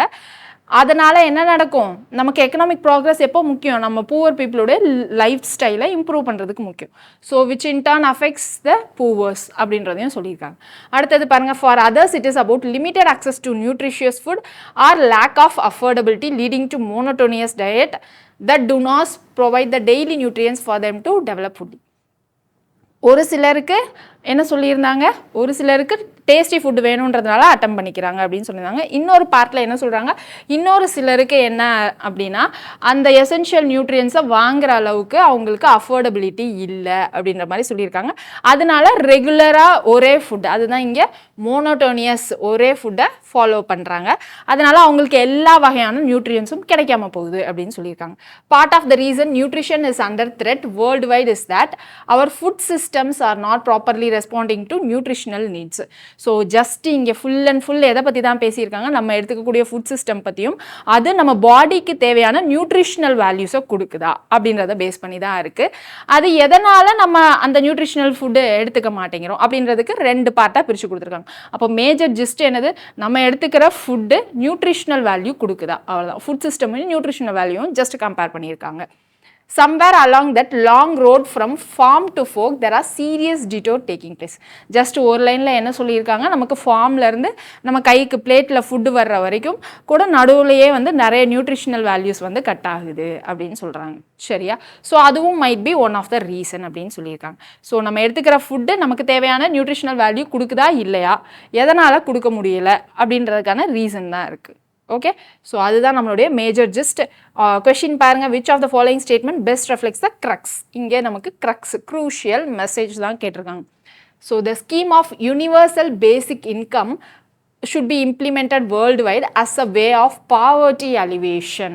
ஸோ என்ன நமக்கு செகண்ட் ஹாஃபில் என்ன சொல்லியிருந்தாங்க அப்படின்னா, ஒரு சிலருக்கு வந்து அவங்களுடைய அமௌண்ட்டுனால, ஓகேவா, அஃபோர்டபிலிட்டி இல்லாததுனால நியூட்ரிஷனல் ஃபுட் வாங்கி சாப்பிட முடியல அப்படின்ற மாதிரி சொல்லியிருந்தாங்களா. ஸோ அதனால பேசிக் இன்கம் இருக்கணும் டு எலிமினேட் த பாவர்ட்டி அப்படின்ற மாதிரி சொல்லியிருக்காங்க. பட் இது எதுவுமே நமக்கு ஸ்ட்ரெயிட்டாக பேசேஜில் கொடுக்கல, அது க்ரூஷியல் மெசேஜ் கிடையாது, அது அசம்ஷனாக வேணால் நம்ம எடுத்துக்கலாம் இல்லையா. ஸோ அது எனக்கு க்ரக்ஸ்ன்னு எடுத்துக்க முடியாது. ஸோ இது கிடையாது. அடுத்தது பாருங்கள், we must place food based nutrition at the center of our policy debate. So இங்கே நம்ம என்ன சொல்லுவோம், இந்த பேராகிராஃப் ஃபுல்லாகவே எதை பற்றி பேசுது, நம்ம எடுத்துக்கக்கூடிய ஃபுட் அதை நம்ம பாடிக்கு தேவையான நியூட்ரிஷனல் வேல்யூஸை கொடுக்குதா இல்லையான்றது தான். ஸோ அது கொடுக்குதா இல்லையான்றத ஒரு டிபேட், நம்ம பாலிசி டிபேட்டில் சென்டரில் வச்சு பேசணும் அப்படின்ற மாதிரி சொல்லியிருக்காங்க. இங்கே மஸ்ட்ன்றது எனக்கு எக்ஸ்ட்ரீம் வேர்ட் தான், ஸ்டில் இது என்னது எனக்கு பேராகிராஃபோடைய ஜிஸ்ட்டு கொடுக்குது, க்ரக்ஸை கொடுக்குது. ஸோ அதனால் இந்த ஆப்ஷனை நான் எலிமினேட் பண்ணாமல் வச்சுருக்கேன்.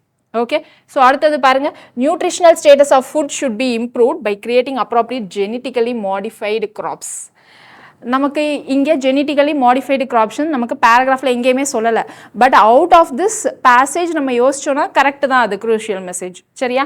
பட் நம்ம அவுட் ஆஃப் த பாக்ஸ் யோசிக்கக்கூடாது, பேராகிராஃபில் இருக்கிறது தான் யோசிக்கணும் இல்லையா. ஸோ அதனால ஜெனட்டிக்கலி மாடிஃபைடு கிராப்ஸ் எனக்கு பேராகிராஃபில் இல்லை, ஸோ அது எனக்கு க்ரூஷியல் மெசேஜ் கிடையாது. அடுத்தது பாருங்கள், using modern food processing technologies we must fortify food items with required nutrition elements. So இது எதை பேஸ் பண்ணி சொல்லியிருக்காங்க, லாஸ்ட்டில் ஒரு லைன் இருந்தது தெரியுமா, ஃபுட்டு ஃபார்ம்லேருந்து பிளேட்டுக்கு வர்ற வரைக்கும் நிறைய வந்து நமக்கு என்ன நடக்குது, நியூட்ரிஷனல் வேல்யூஸ் வந்து எலிமினேட் ஆகிட்டே போகுது அப்படின்னு சொன்னோமா. ஸோ அதை வச்சு இங்கே நமக்கு கொடுத்துருக்காங்க, அதுக்கும் எக்ஸ்ட்ரா சொல்யூஷன் வேறு கொடுத்துருக்காங்க, மாடர்ன் ஃபுட் ப்ராசஸிங் டெக்னிக்ஸ்னு. ஸோ இது எனக்கு பேராகிராஃப்லேருந்து ஸ்ட்ரெயிட்டாக வரல, இதுவும் மேபி ஐ கேன் அஸ்யூம். ஓகேவா?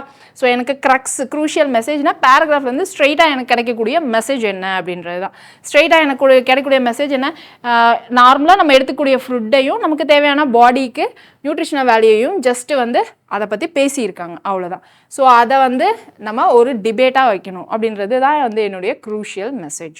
So option B is the correct answer. கரெக்டாக? ஸோ அடுத்த கொஷின் போயிடலாமா? அடுத்த ஆப்ஷன் பாருங்கள். ஸோ இது எல்லாமே நீங்களும் ஹோம்ஒர்க் பண்ணியிருப்பீங்க அப்படின்னு நினைக்கிறேன்.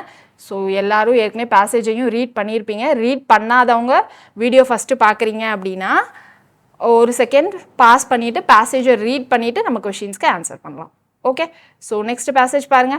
To tackle the problem of pollution in cities, policymakers think that drastic actions like temporary use of odd even number scheme for vehicles, closing schools, factories, construction activities and banning the use of certain types of vehicles are way forward.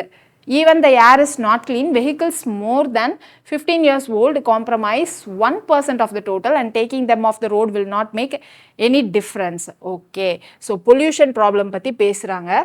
அதுக்கு என்னென்ன ரெமடிஸ்லாம் இப்போ நம்ம apply பண்ணுறோம் அப்படின்றத பற்றி பேசியிருக்காங்க. பேசிட்டு it does not makes many difference அப்படின்றதையும் சிங்கிள் வேர்டில் முடிச்சுட்டாங்க. அடுத்து banning certain fuels and the car types arbitrarily is not proper. Okay, diesel engines produce more PM, I mean பிஎம்னா என்னன்னு தெரிஞ்சிருக்கும், particulate matter, and less carbon dioxide than petrol or CNG vehicles. On the other hand, both diesel and CNG engines produce more NOx than petrol engines. சரியா, ஒரு இன்ஜின்லையும் petrol இன்ஜினோ இல்லை diesel இன்ஜினோ அதுக்கான consequences இருக்கு. No one has measured the amount of NOx that CNG engines are emitted. ஏன்னா நார்மலாக என்னது petrol diesel engines வச்சு நம்ம என்ன பண்ணுவோம், பிஎம் ரேட்டும் CO2 தான் மெஷர் பண்ணுவோம். இந்த அமௌண்ட் ஆஃப் NOxை நம்ம வந்து மெஷர் பண்ணுறது இல்லை அப்படின்றத சொல்லியிருக்காங்க. Arbitrary bans on vehicles have passed mandated fitness test and periodic pollution test are unfair. What is needed is the scientific and reliable information about the source of pollutant on a continuing basis and the technologies that will work to reduce pollution from them. So இதில் just என்னது நமக்கு pollution, vehicle pollution பற்றி தான் பேசியிருக்காங்க பியூராக. அதில் என்ன சொல்கிறாங்க, நம்ம இப்போது அந்த வெஹிக்கிள் பேன் பண்ணுறது அதெல்லாம் வந்து எந்த யூஸும் கிடையாது. அதனால் என்ன நடக்குது, இங்கே அவங்களே ஒரு வேர்டு மென்ஷன் பண்ணிட்டாங்க, arbitrary bans on vehicles that have passed mandatory fitness test pollution டெஸ்ட்டெல்லாம் வச்சு எப்படியோ உள்ளே வந்துடுது, ஃபேராக இல்லை அப்படின்றதையும் சொல்லியிருக்காங்க. ஸோ அதனால் இதுக்கு அந்த பொல்யூஷனுக்கு ஃபைனல் ஒரே ஒரு சொல்யூஷன் என்ன சொல்லியிருக்காங்க, சோர்ஸ் ஆஃப் பொல்யூட்டன்ஸ் என்னன்னு பார்த்துட்டு அதுக்கேற்ற மாதிரி ஒர்க் பண்ணி நம்ம பொல்யூஷனை ரெடியூஸ் பண்ணணும் அப்படின்ற சொல்யூஷனையும் நமக்கு கொடுத்துட்டாங்க. இதுதான் நம்மளுடைய solution, what is scientifically needed. ரைட்டா? ஸோ இப்போ நமக்கு கொஷின்குள்ளே போகலாமா? கொஷின் பாருங்கள் என்ன கொடுத்துருக்காங்கன்னு. Which one of the following statement best reflect the most logical and rational implication conveyed by the passage? Passageல என்ன இம்ப்ளை பண்ணுறாங்க, நமக்கு என்ன சொல்ல வராங்க அதுதான் சொல்லியிருக்காங்க. Arbitrary curbs on vehicles to reduce pollution are difficult to implement. அவங்க டிஃபிகல்ட் டு இம்ப்ளிமெண்ட்னு சொல்லியிருக்காங்க தான், இல்லைன்னு சொல்ல, பட் அதை தாண்டி அவங்க என்ன சொல்லியிருக்காங்க, it doesn't make any major difference அப்படின்றத சொல்லியிருக்காங்க இல்லையா. ஸோ அதனால இது லாஜிக்கல் அண்ட் ரேஷனல் இம்ப்ளிகேஷனான்னு சொல்ல முடியாது. ஓகே, ஸோ அடுத்த ஆப்ஷன் பாருங்க. knee-jerk reactions cannot solve the problem of pollution but an evidence-based approach will be more effective. So என்ன சொல்கிறாங்க, கண்ணை மூடிட்டு ஏதோ பண்ணணுமேன்னு பண்ணால் it cannot be solve the problem.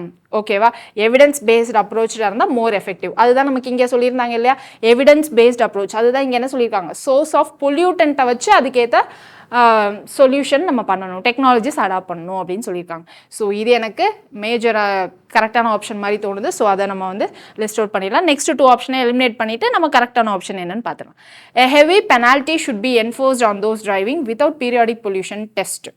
So இதுதான் நமக்கு யூஸே இல்லைன்னு சொல்லிட்டாங்க இல்லையா. ஸோ ஹெவி பெனால்ட்டி டெஸ்ட்லாம் வந்து அவங்க அங்கே சொல்லவே இல்லை. அவங்க என்ன சொல்லியிருந்தாங்க, அன்ஃபேராக இருக்குது வெஹிக்கிள் பேன் பண்ணுறதில்ல அப்படின்னு தான் சொல்லியிருந்தாங்க.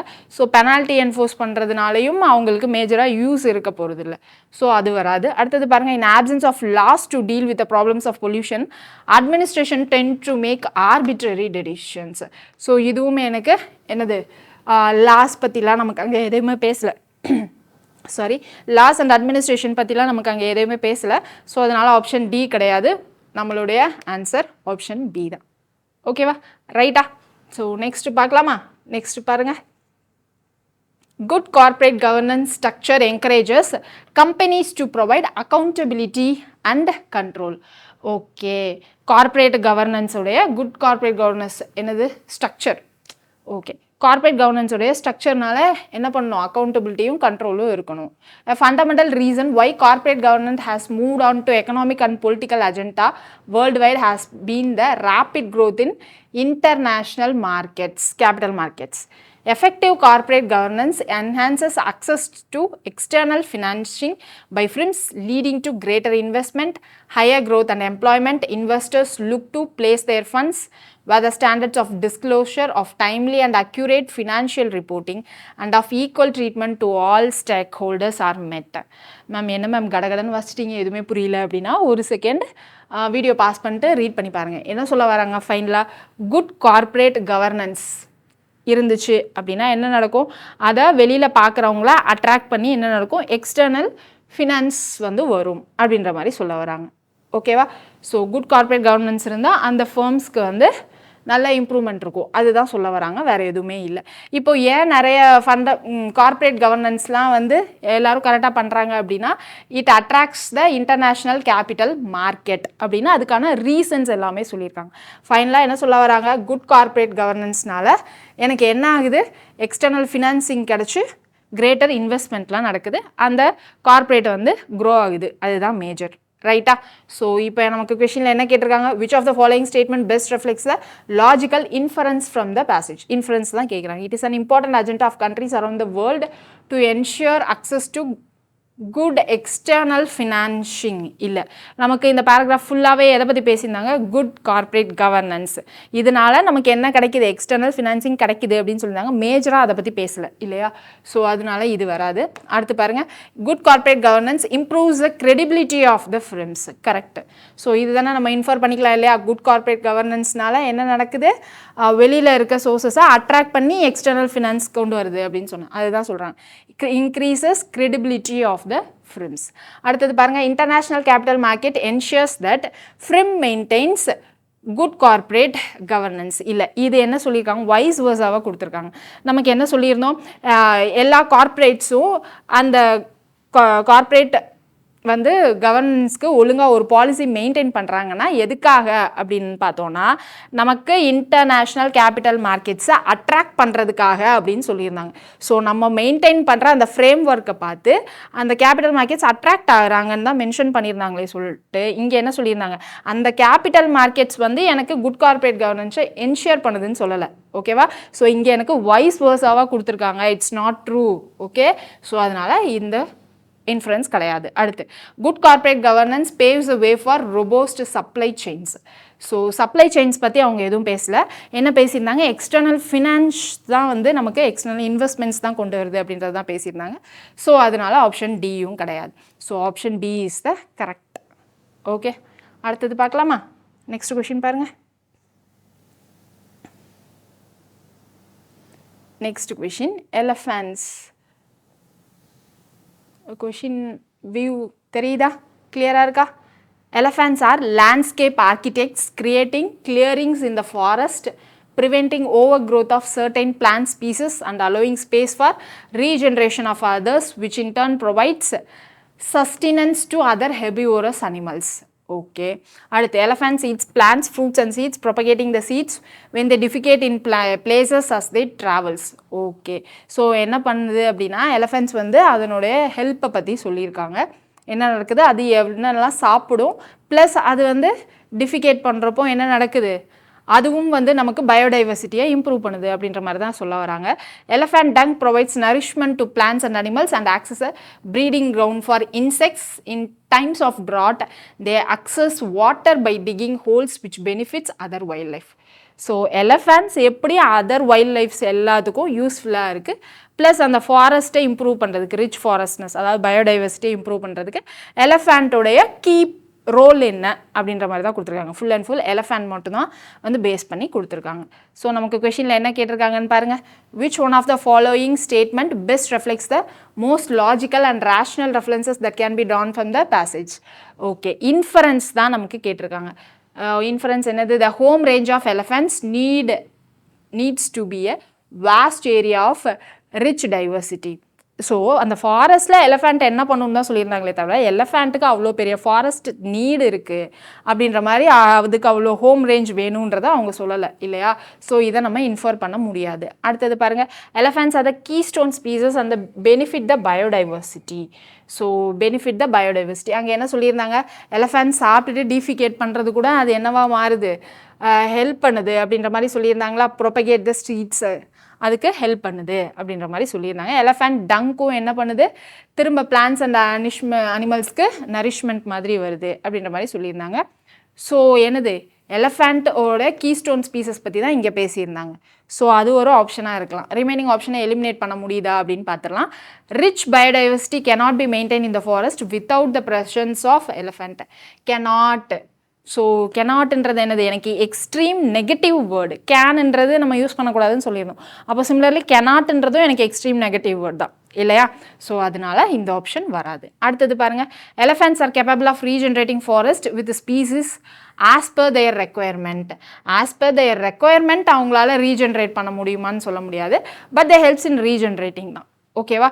ஆஸ் பர் ரெக்குயர்மெண்ட்ன்றது நமக்கு இங்கே யோசனையான ஒரு இன்ஃப்ளூயன்ஸாக இருக்குது. ஸோ அதனால் அது வராது. இங்கே ஃபுல்லாகவே எனக்கு எலஃபேண்ட்டோடைய கீஸ்டோன் ஸ்பீசஸ் அந்த மாதிரி இம்பார்ட்டன்ஸ் கொடுத்து தான் பேசியிருந்தாங்க.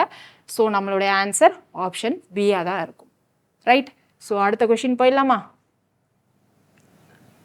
ஸோ நெக்ஸ்ட் கொஷின் பாருங்க. Next, in India the segregation of municipal waste at source is rare. Recycling is mostly with the informal sector. Okay, more than 3/4 of the municipal budget goes into collection and transportation, which leaves very little for processing, resource recovery and disposal. Where does waste to energy fit into all these? So என்ன சொல்ல வராங்க, India அப்படின்னு ஸ்பெசிஃபிக்காக சொல்லிட்டாங்க. அங்கே என்ன சொல்லியிருக்காங்க, segregation at sources rare அப்படின்னு சொல்லிட்டு ரீசைக்ளிங் யார் பண்ணுறாங்க, இன்ஃபார்மல் செக்டர் அப்படின்னு சொல்லியிருக்காங்க. நெக்ஸ்ட் என்ன சொல்கிறாங்க, முனிசிபல் பட்ஜெட்டில் இருக்க 3/4 நம்ம என்ன பண்ணுறோம், செக்ரிகேட் பண்ணுறதுக்கும் அந்த வேஸ்ட்டை கலெக்ட் பண்ணுறதுக்குமே நம்ம யூஸ் பண்ணிக்கிறோம். அப்போ மிச்சம் என்ன இருக்கும், நமக்கு ரொம்ப ஸ்மால் தான் ரீசைக்ளிங்க்கு இருக்கும். அதை தான் மீன் பண்ணுறாங்க. அப்போ எனக்கு வேஸ்ட் டு எனர்ஜி கன்வர்ஷன் எங்கே ஃபிட்டன் ஆகும் அப்படின்ற மாதிரி ஒரு கொஷின் வைக்கிறாங்க. ஸோ அதுக்கு அவங்களே ஆன்சரும் சொல்லியிருக்காங்க. Ideally it fits in the chain after segregation. Segregation என்னது, between wet waste and the rest. So நம்ம வீட்லேயே செக்ரிகேட் பண்ணி தான் இப்போலாம் வேஸ்ட் எல்லாம் பண்ண சொல்கிறாங்க இல்லையா? So after segregation, collection, recycling and before getting to the landfill. Landfill ஆகிறதுக்கு முன்னாடி நம்ம என்ன பண்ணுவோம், ஃபுல்லாக அதை பயோடிகிரேடபிளாக கன்வெர்ட் பண்ணிவிட்டு அப்புறம் தான் நம்ம லேண்ட்ஃபில் பண்ணுவோம். ஸோ அதை தான் இங்கே சொல்ல வராங்க. Which technology is most appropriate in converting waste to energy depends on what is in the waste. So எந்த டெக்னாலஜி யூஸ் பண்ணணும் அப்படின்றது it depends purely on the வேஸ்ட்டில் இருக்கக்கூடிய காம்போனன்ட்ஸ் அப்படின்னு சொல்லிட்டாங்க. That is biodegradable versus non-biodegradable component and its calorific value. The biodegradable component of India's municipal solid waste is a little over 50% and biomethanation offers a major solution for this process. So இங்கே பியூராக எனக்கு India பற்றி தான் பேசியிருக்காங்க. இந்தியாவில் என்ன நடக்குது, segregation at சோர்ஸில் பண்ண மாட்டேன்றாங்க. அதனால் என்ன நடக்குது, என்னுடைய முனிசிபல் பட்ஜெட்டில் 3/4 எனக்கு செக்ரிகேஷன் கலெக்ஷனுக்கே ஆகிடுது. கொஞ்சம் தான் எனக்கு ரீசைக்ளிங்கு தேவைப்படுது.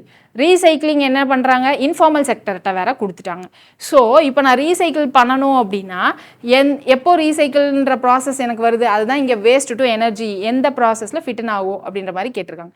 ஸோ டோட்டலாக என்ன சொல்ல வராங்க, இந்தியாவில் என்ன சொல்கிறாங்க, இந்தியாவில் செக்ரிகேஷன் நடக்க மாட்டேங்குது.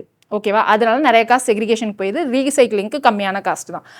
இந்தியாவில் இருக்கிற வேஸ்ட்டில் என்னது, பயோடிகிரேடபிள் 50%க்கு மோராக இருக்குது. ஸோ அதனால டெக்னாலஜி அவங்களே ஃபிக்ஸ் பண்ணிட்டாங்க. பயோமீத்தனேஷன் தான் எனக்கு மேஜர் சொல்யூஷன் அப்படின்னு சொல்லிட்டு. ஸோ டெக்னாலஜி பற்றி யோசிக்காமல் அவங்களே நமக்கு இந்தியாவில் இதான் அப்படின்றத ஃபிக்ஸ் பண்ணிட்டாங்க. ஸோ சொல்யூஷன் அவங்களே கொடுத்துட்டாங்க. ஃபுல்லாக ஸ்பெசிஃபிக்காக எனக்கு இந்தியா பற்றி தான் பேசியிருக்காங்க. ரைட்டா? இது ரெண்டையும் மைண்டில் வச்சுக்கோங்க. கொஷின்குள்ளே போயிடலாம். Based on the above passage, following assumptions have been made. Collection, processing and segregation of municipal waste should be with the government agencies.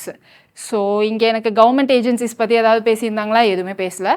So இந்த அசம்ஷன் நம்ம எடுத்துக்க முடியாது. அடுத்தது பாருங்கள், resource recovery and recycling require best technological inputs that can be best handled by private sector enterprises. நமக்கு என்ன சொல்லியிருந்தாங்க இந்த பேசேஜில், கவர்மெண்ட்டுக்கு என்ன பண்ணணும், ப்ரைவேட் என்ன பண்ணணும் அப்படின்றது நமக்கு எதுவுமே மென்ஷனே பண்ணல. மென்ஷன் பண்ணால் தான் நம்ம அசியூம் பண்ண முடியாது இல்லையா? ஸோ அதனால் எனக்கு இது ரெண்டுமே நம்மளால் அசியூம் பண்ண முடியாது. இங்கே நமக்கு சொன்னது என்னது, கலெக்ஷன், ப்ராசஸிங், செக்ரிகேஷனுக்குலாம் நமக்கு நிறையா அமௌண்ட் தேவைப்படுது. எதனால் செக்ரிகேஷன் சோர்ஸில் நடக்காததுனால. அப்படி கொடுத்துருந்தாங்கன்னா இந்த ஆப்ஷன் எடுத்துருந்துக்கலாம். பட் அவங்க அமௌண்ட் பற்றி பேசாமல் என்ன சொல்லியிருக்காங்க, கவர்மெண்ட் ஏஜென்சிஸ்ட்டை ஹேண்டில் பண்ண சொல்லியிருக்காங்க. ஓகேவா? இன்ஃபார்மல் செக்டார் கிட்ட நமக்கு வந்து ரீசைக்ளிங் பார்ட் இருக்குன்னு சொல்லியிருந்தாங்க. பட் அதை கொண்டு போய் நமக்கு ப்ரைவேட் செக்டாரில் கொடுங்கன்றதோ ப்ரைவேட் செக்டார்ன்ற வேர்டோ எனக்கு இன்டெரக்டாக கூட மென்ஷன் ஆகலை எங்கேயுமே. ஸோ இதை நம்ம அசியூம் பண்ண முடியாது. சரிங்களா? ஸோ நம்மளுடைய ஆன்சர் என்னது, நெய்தர் 1 nor 2. அடுத்த கொஷின் போகலாமா? ஓகே, இதுலேயே நமக்கு 2 கொஷின் கேட்டிருக்காங்க பாருங்க. Which one of the following statement best reflects the crux of the passage. So first assumption கேட்டிருந்தாங்களா, இப்போ எனக்கு க்ரக்ஸ் கேட்டிருக்காங்க. Generation of energy from municipal solid waste is inexpensive. ஓகேவா? Energy from municipal solid waste inexpensive அப்படின்னு எங்கேயாவது சொல்லியிருந்தாங்களா? எதுவுமே சொல்லலை இல்லையா? ஸோ அதனால இது எனக்கு க்ரக்ஸ் கிடையாது. அடுத்தது பாருங்க, biomethanation is a most ideal way of generating energy from municipal source. Most ideal way, இது எனக்கு எக்ஸ்ட்ரீம் வேர்டு இல்லையா? அது ஒன் ஆஃப் த சொல்யூஷனாக தான் சொல்லியிருந்தாங்க, மோஸ்ட் ஐடியல் வேன்னு சொல்லலை. ஸோ இது எக்ஸ்ட்ரீம் வேர்டு. ஸோ அதனால இதை நான் க்ரக்ஸாக எடுத்துக்க முடியாது. அடுத்து, segregation of municipal solid waste is the first step in ensuring the success of waste to energy plants. So அதுதான் இங்கே சொல்லியிருக்காங்க. இங்கே டோட்டலாக ஃபுல்லாகவே எதை பற்றி தான் பேசுகிறாங்க, செக்ரிகேஷன் எனக்கு சோர்ஸில் நடக்கலை, அதனால எனக்கு அதுக்கு நிறைய அமௌண்ட் தேவைப்படுது, ரீசைக்ளிங்கில் என்னால் அமௌண்ட் ஸ்பெண்ட் பண்ண முடியல. இதுதான் மேஜர் ஜிஸ்ட்டு இல்லையா? ஸோ அதை இங்கே பக்காவாக சொல்லிட்டாங்க. ஸோ அதனால இதான் நம்மளுடைய ஆன்சராக இருக்கணும். அடுத்தது பாருங்கள், ஆப்ஷன் டி என்னன்னு கொடுத்துருக்காங்கன்னா அதை எலிமினேட் பண்ண முடிஞ்சிருச்சு அப்படின்னா ஆப்ஷன் சி தான் நமக்கு answer. Biodegradable component of India's municipal solid waste is not adequate to provide energy from waste efficiently or effectively. So இது டோட்டலாக அவுட் ஆஃப் த பாக்ஸில் இருக்குது இல்லையா? நமக்கு பயோடிகிரேடபிள் காம்போனண்ட்லேருந்து எனர்ஜி ப்ரொடியூஸ் பண்ணுறது எஃபெக்டிவாக இல்லை அப்படின்ற மாதிரி சொல்லியிருக்காங்க. நமக்கு அந்த மாதிரி இங்கே பேசேஜில் எதுவுமே சொல்லலை. அப்படியே சொல்லியிருந்தாலும் அது ஜஸ்ட் ஒரு பாயிண்ட்டாக தான் இருந்துச்சு, டோட்டல் க்ரக்ஸாக இல்லை. எனக்கு டோட்டல் க்ரக்ஸாக இதுதான் வந்து மெயினாக அப்படியே பக்காவாக என்ன இருக்குது ஜிஸ்ட் இருக்கோ அதை சொல்லியிருக்காங்க. ஸோ அதனால ஆப்ஷன் சி தான் கரெக்ட் ஆன்சர். கிளியர்? அடுத்த கொஷின் போயிடலாமா? நெக்ஸ்ட் பேசேஜ் பாருங்கள். ஆர்கானிக் ஃபார்மிங் பற்றி கொடுத்துருக்காங்க. there is a claim that organic farming is inherently safer and healthier. The reality is that because the organic farming industry is still young and not well regulated in India, farmers and consumers alike are not only confused about what products are best for them, but sometimes use products in ways that could harm them as well. So டோட்டலாக இங்கே என்ன சொல்லியிருக்காங்க, organic ஃபார்மிங்கை நம்புகிறாங்க, safe and healthier அப்படின்னு சொல்லியிருக்காங்க. சொல்லிவிட்டு எதனால் நம்புகிறாங்கன்றதுக்கு ஒரு ரீசன் கொடுத்துருக்காங்க. ஓகே, அடுத்தது பாருங்கள், சில சமயம் என்ன நடக்குது, ஃபார்மரும் சரி கன்சியூமரும் சரி எதை யூஸ் பண்ணணும்னு கன்ஃபியூஸ் ஆகுறாங்க, எந்த ப்ராடக்ட் யூஸ் பண்ணணும்னு கன்ஃபியூஸ் ஆகுறாங்க அப்படின்றத சொல்லிட்டாங்க. ஸோ அடுத்து இந்த ஃபார் எக்ஸாம்பிள் எல்லாமே பிளாப்லா தான். ஓகேவா? ஸோ ஃபார் எக்ஸாம்பிள் பாருங்கள், since organic fertilizers are difficult to obtain on a large scale in India, farmers often use farmyard manure which may contain toxic chemicals and heavy metals. Certain plant sprays such as datura flower and leaf spray have an element called atropine. If it is not applied in the right dose, it can act on the nervous system of the consumer. Unfortunately, how much and when to use it are not well researched or regulated issues. So ஏற்கனவே சொன்ன மாதிரி இது எல்லாமே பிளாப்லா extra தான். So என்ன சொல்ல வராங்க, organic farming safe and ஹெல்த்தியர்னு ஃபீல் பண்ணுறாங்க. ஏன்னா அதை இன்னும் இந்தியாவில் வெல் ரெகுலேட்டடாக ஃபாலோ பண்ணல அப்படின்னு சொல்கிறாங்க. அப்படியே அது சேஃப் அண்ட் ஹெல்த்தியராக ஃபீல் பண்ணாலும் சில சமயத்தில் என்ன நடக்குது, கன்சியூமர்ஸும் சரி ஃபார்மர்ஸும் சரி என்ன பண்ணுறாங்க அப்படின்னா இதை எப்படி யூஸ் பண்ணணும்னு தெரியாமல் கன்ஃபியூஸ் ஆகிறாங்க. இவ்வளோதான் மேட்டர். எதனால் கன்ஃபியூஸ் ஆகிறாங்கன்றது தான் இந்த ஃபார் எக்ஸாம்பிளில் நமக்கு கொடுத்துருக்காங்க. சரியா? ஸோ இப்போது நமக்கு ஆர்கானிக் ஃபார்மிங்கை பற்றி ஒரு பேசிக் எஜுகேஷன் இல்லை, டவுட்ஃபுல்லாக தான் இருக்கும் அப்படின்றது தான் நம்மளுடைய ஜிஸ்ட் இல்லையா? ஸோ கொஷின் பார்க்கலாமா என்ன கேட்டிருக்காங்கன்னு? ஸோ நம்ம ஜிஸ்ட்டு பார்த்துட்டோம், கொஷின்குள்ளே போயிடலாம். கொஷின் பாருங்கள், based on the above passage following assumption have been made. என்ன assumption?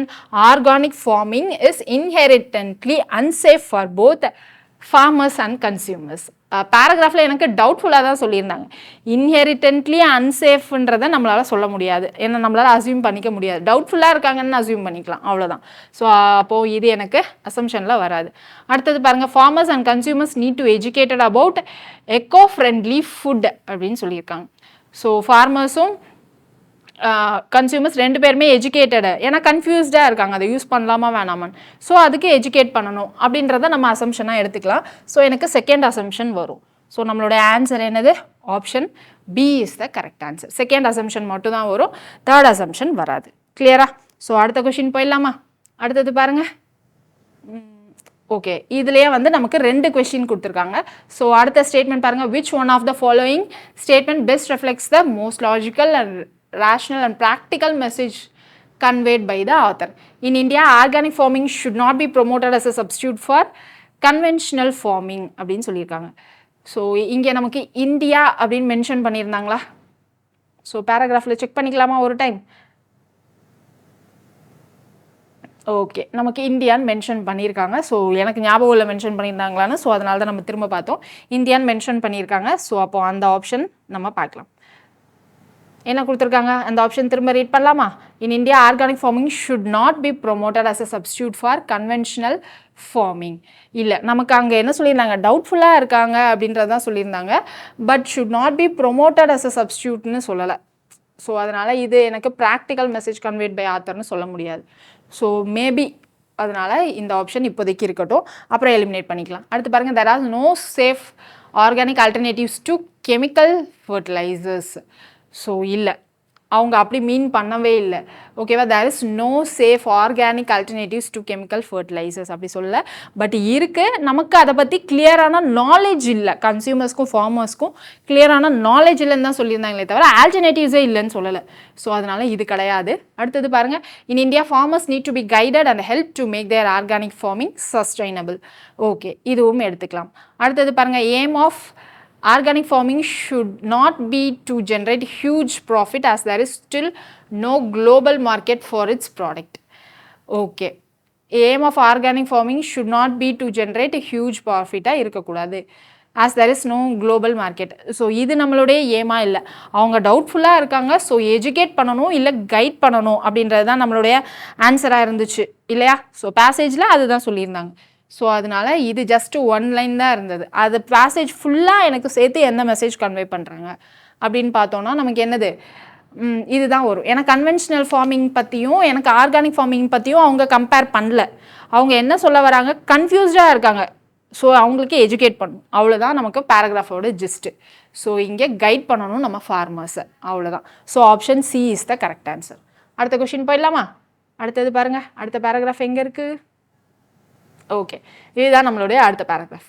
Food consumption patterns have changed substantially in India over the past few decades. This has resulted in the disappearance of many nutritional foods such as millets. While food grain production has increased over 5 times since independence, it has not sufficiently addressed the issue of malnutrition. So, இங்க என்ன சொல்ல வராங்க, food consumption patterns have changed substantially in India over the past few decades. So இந்தியாவில் இப்போது நம்ம எடுத்துகிட்டு இருக்கிற food pattern வந்து சேஞ்ச் ஆகிருக்கு ஃபார் பாஸ்ட் ஃபியூ டிகேட்ஸ் அப்படின்னு சொல்லியிருக்காங்க. அதனோட விளைவு என்ன சொல்லியிருக்காங்க, மில்லட்டுன்ற ஒரு ஃபுட்டே வந்து காணாமல் போயிடுச்சு அப்படின்னு சொல்லியிருக்காங்க. ஸோ அப்படியே வந்து ஃபுட் கிரெயின் ப்ரொடக்ஷன் எனக்கு இன்க்ரீஸ் ஆகிருக்கு. ஆனாலும் என்ன நடக்குது, எனக்கு அங்கே மால் நியூட்ரிஷன், அதாவது டெஃபிஷியன்சி ஆஃப் நியூட்ரிஷன் நடக்குது அப்படின்றத சொல்லியிருக்காங்க.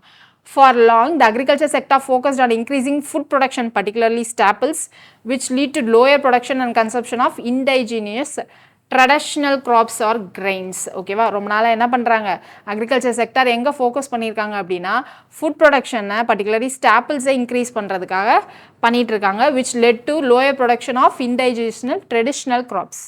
Okay, fruits and other vegetables impacting food and nutritional security in the process. Okay, ரொம்ப நாளாக என்ன பண்ணுறாங்க, எனக்கு வந்து ப்ரொடக்ஷன் இன்க்ரீஸ் பண்ணணும் மைண்டில் வச்சுட்டு என்ன பண்ணுறாங்கன்னா நம்ம நார்மலாக விதைக்கக்கூடிய ட்ரெடிஷ்னல் ஃபுட்ஸை அவங்க எது நியூட்ரிஷனல் வேல்யூ கொடுக்குமோ, ஃபுட் செக்யூரிட்டி நமக்கு கொடுக்குமோ அதை வந்து அவங்க விதைக்க மறந்துட்டாங்க அப்படின்னு சொல்லியிருக்காங்க. Further intensive monoculture agriculture practices can perpetuate the food and nutritional security problems by degrading the quality of land, water and food derived through them அப்படின்னு சொல்லியிருக்காங்க. ஸோ இப்போ என்னது, ஸ்டாப்பிள்ஸாக அவங்க வந்து கல்டிவேட் பண்ணிகிட்டு இருக்காங்க அப்படின்றத சொல்லியிருந்தாங்க இல்லையா, அதை தான் மோனோ கல்ச்சர் அப்படின்னு சொல்ல வராங்க. ஸோ ஒரே க்ராப்பை நம்ம திரும்ப அதே லேண்டில் பண்ணிகிட்டே இருக்கோம் அப்படின்னா நம்ம என்ன பண்ணணும், க்ராப் ரொட்டேஷன் அப்படின்னு கேள்விப்பட்டிருப்பீங்க. உங்களுக்கு தெரியாது எதுவும் இல்லை, நீங்கள் யூபிஎஸ்சி கேண்டிடேட், எனக்கு கொஞ்சம் தான் தெரியும். ஸோ நமக்கு என்ன அப்படின்னா க்ராப் ரொட்டேஷன் நடந்தால் தான் என்ன நடக்கும், நமக்கு லேண்டோடைய டீக்ரேட் ஆகணும், நமக்கு லேண்ட் வந்து கரெக்டாக இருக்கும் இல்லையா, லேண்டில் என்னென்ன மினரல் சாயில்ஸ் எல்லாம் இருக்கணுமோ அது வந்து கரெக்டாக இருக்கும் இல்லையா. இல்லைனா எனக்கு லேண்டில் இருக்கக்கூடிய நியூட்ரியன்ஸ், சாயிலில் இருக்கக்கூடிய நியூட்ரியன்ஸு டிகிரேட் ஆகிட்டு இருக்கும். ஸோ அதை தான் இங்கே மீன் பண்ணுறாங்க. ஸோ ரிசல்ட் என்ன சொல்ல வராங்க, ப்ரொடக்ஷன் நிறையா இருக்குது பட் ஸ்டில் மால் நியூட்ரிஷன் இருக்குது அப்படின்றத தான் சொல்ல வராங்க. ஸோ இப்போ கொஷின் பாருங்கள், based on the above passage the following assumptions have been made. என்னென்ன assumptions? To implement the sustainable development goals and to achieve zero hunger goal, monoculture agriculture practices are inevitable even if they do not address malnutrition அப்படின்னு சொல்லியிருக்காங்க. So நமக்கு monoculture agriculture ப்ராக்டிஸ்ன்னு நமக்கு மேலே சொல்லியிருந்தாங்க. But அது எதுக்காக sustainable development கோல்ஸை implement பண்ணுறதுக்காக அப்படின்னு நமக்கு எங்கேயுமே பேராகிராஃபில் சொல்லலை இல்லையா? ஸோ ஃபுட் ப்ரொடக்ஷன் இன்க்ரீஸ் ஆகிட்டுருக்கு அப்படின்றது தான் நமக்கு வந்து மீன் பண்ணியிருந்தாங்களே தவிர இதை இம்ப்ளிமெண்ட் பண்ணுறதுக்காக தான் நம்ம மோனோகல்ச்சர் பண்ணுறோன்றது நமக்கு மேலே எங்கேயுமே சொல்லலை, இன்டைரக்டாக கூட சொல்லலை இல்லையா? ஸோ அதனால இது நம்மளுடைய அசம்ஷனாக வராது. அடுத்தது பாருங்கள், dependence on a few crops has negative consequences for human health and the ecosystem. So dependence on a few crops, அதாவது எல்லா கிராப்ஸையுமே நம்ம வந்து இன்டேக் பண்ணணும் அல்லது கல்டிவேட் பண்ணணும். அப்படி இல்லை அப்படின்னா ஃபியூ கிராப்ஸை மட்டும் நம்ம திரும்ப திரும்ப பண்ணிகிட்டு இருக்கிறப்போ it has a negative consequences both on the human health and the ecosystem. So இது நம்மளுடைய அசம்ஷன் வச்சுக்கலாம் இல்லைங்களா? ஸோ இதை பற்றி நம்ம பேராகிராஃபில் பேசியிருந்தோம். அடுத்தது பாருங்கள், government policies regarding food planning need to incorporate nutritional security அப்படின்னு சொல்லியிருக்காங்க. ஸோ என்ன சொல்லியிருக்காங்க, regarding food planning need to incorporate nutritional security. So nutritional security அப்படின்னு இங்கே என்ன சொல்லியிருந்தாங்க, further intensive monoculture and perpetuate the food and the national security ப்ராப்ளம்ஸ்ன்னு சொல்லியிருக்காங்களா? ஸோ இந்த நேஷ்னல் செக்யூரிட்டி ப்ராப்ளமை கொண்டு வருது அப்படின்னா அதை எப்படி நம்ம வந்து அவாய்ட் பண்ண முடியும்? பை இம்ப்ளிமெண்டிங் நேஷ்னல் பாலிசியில் தான் இல்லையா? ஸோ அதுதான் இங்கே நமக்கு சொல்லியிருக்காங்க. அப்போது இது நம்மளுடைய அசம்ஷனாக இருக்கலாம். அடுத்தது பாருங்கள், for the present monoculture agriculture practices, farmers receive subsidies in various ways and government offers remunerative prices for grains and therefore they do not tend to consider crop diversity.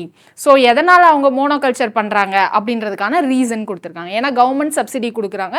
So அதனால் வேறு க்ராப்ஸ் இல்லாமல் எந்த க்ராப்ஸ்க்கு subsidy கொடுக்குறாங்களோ அதை மட்டும் அவங்க cultivate பண்ணுறாங்க அப்படின்னு சொல்லியிருக்காங்க. ஸோ இது வந்து நமக்கு பேராகிராஃபில் இல்லை இல்லையா? ஸோ அதனால இது நமக்கு அசம்ஷன் கிடையாது. மேபி இந்த பேராகிராஃப் இல்லாமல் இது அவுட் ஆஃப் பாக்ஸ் கரெக்டாக இருக்கலாம், பட் ஆனால் இது பேராகிராஃபில் இல்லை. ஸோ இது நம்மளுடைய அசம்ஷன் கிடையாது. ஸோ நம்மளுடைய அசம்ஷன் என்னது, 2 and 3 மட்டும்தான் correct. So option B. So எப்பயுமே மறந்துடாதீங்க, நம்ம வெளியில் இருக்க எக்ஸ்டர்னல் நாலேஜை இந்த பேசேஜில் அப்ளை பண்ணக்கூடாது. நம்ம யூபிஎஸ்சி ப்ரிப்பேர் பண்ணிகிட்டு இருக்கப்போ, ஸோ நானுமே ப்ரிப்பேர் பண்ணிகிட்டு இருந்தப்போ நம்ம பண்ணக்கூடிய முக்கிய தப்பு என்ன பண்ணுவோம் அப்படின்னா, நம்ம GS 1க்கு பண்ணிகிட்டு இருந்ததை படித்ததை கொண்டு வந்து இங்கே நமக்கே தெரியாமல் நம்ம சப்கான்ஷியஸாக அப்ளை பண்ணுவோம். ஏன்னா நம்ம நிறைய அட்டம்ஸ் கொடுக்குறப்போ 2-3 அட்டம்ஸ் கொடுக்குறப்போவே இல்லை அப்படின்னா நம்ம வெல்வர்ஸ்டாக சப்ஜெக்டில் ஆகிட்டு வர்றப்போ நமக்கே தெரியாமல் நம்ம என்ன பண்ணுவோம், சப்கான்ஷியஸ் மைண்டில் எல்லாமே ஸ்டோர் பண்ணிவிடுவோம். ஸோ அது ரிலேட்டட் டாபிக்ஸ் பார்த்ததும் நமக்கே தெரியாமல் எக்ஸ்டர்னல் நாலேஜை அப்ளை பண்ணிவிடுவோம். பட் ஆர்சியை பொறுத்த வரைக்கும் நீங்கள் 0 நாலேஜில் வச்சு பண்ணாதான் வந்து கரெக்டாக பண்ண முடியும். சரியா? ஸோ கரண்ட்டாக இருக்கிறவங்களும் ப்ரீவியஸாக நாங்கள் பண்ண அதே தப்பை நீங்களும் பண்ணாதீங்க. Okay, correct. ஸோ அடுத்த கொஷின் போகலாமா? அடுத்தது பாருங்கள் என்ன கொடுத்துருக்காங்கன்னு.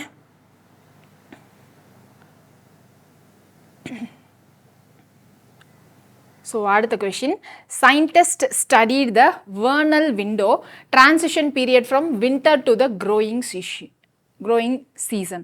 ஸோ சயின்டிஸ்ட் எதை பற்றி படிக்கிறாங்க, வேர்னல் விண்டோ அப்படின்ட்டு. அப்படின்னா என்னன்னு தெரியலனாலும் பிரச்சனை இல்லை, அவங்களே கொடுத்துருக்காங்க. அப்படின்னா என்னது, transition period from winter to growing season அப்படின்னு சொல்லிட்டு. They found that warmer winters with less snow resulted in a longer lag time between spring events and a more protracted vernal window. Protracted அப்படின்னா lengthy அப்படின்னு அர்த்தம். சரியா?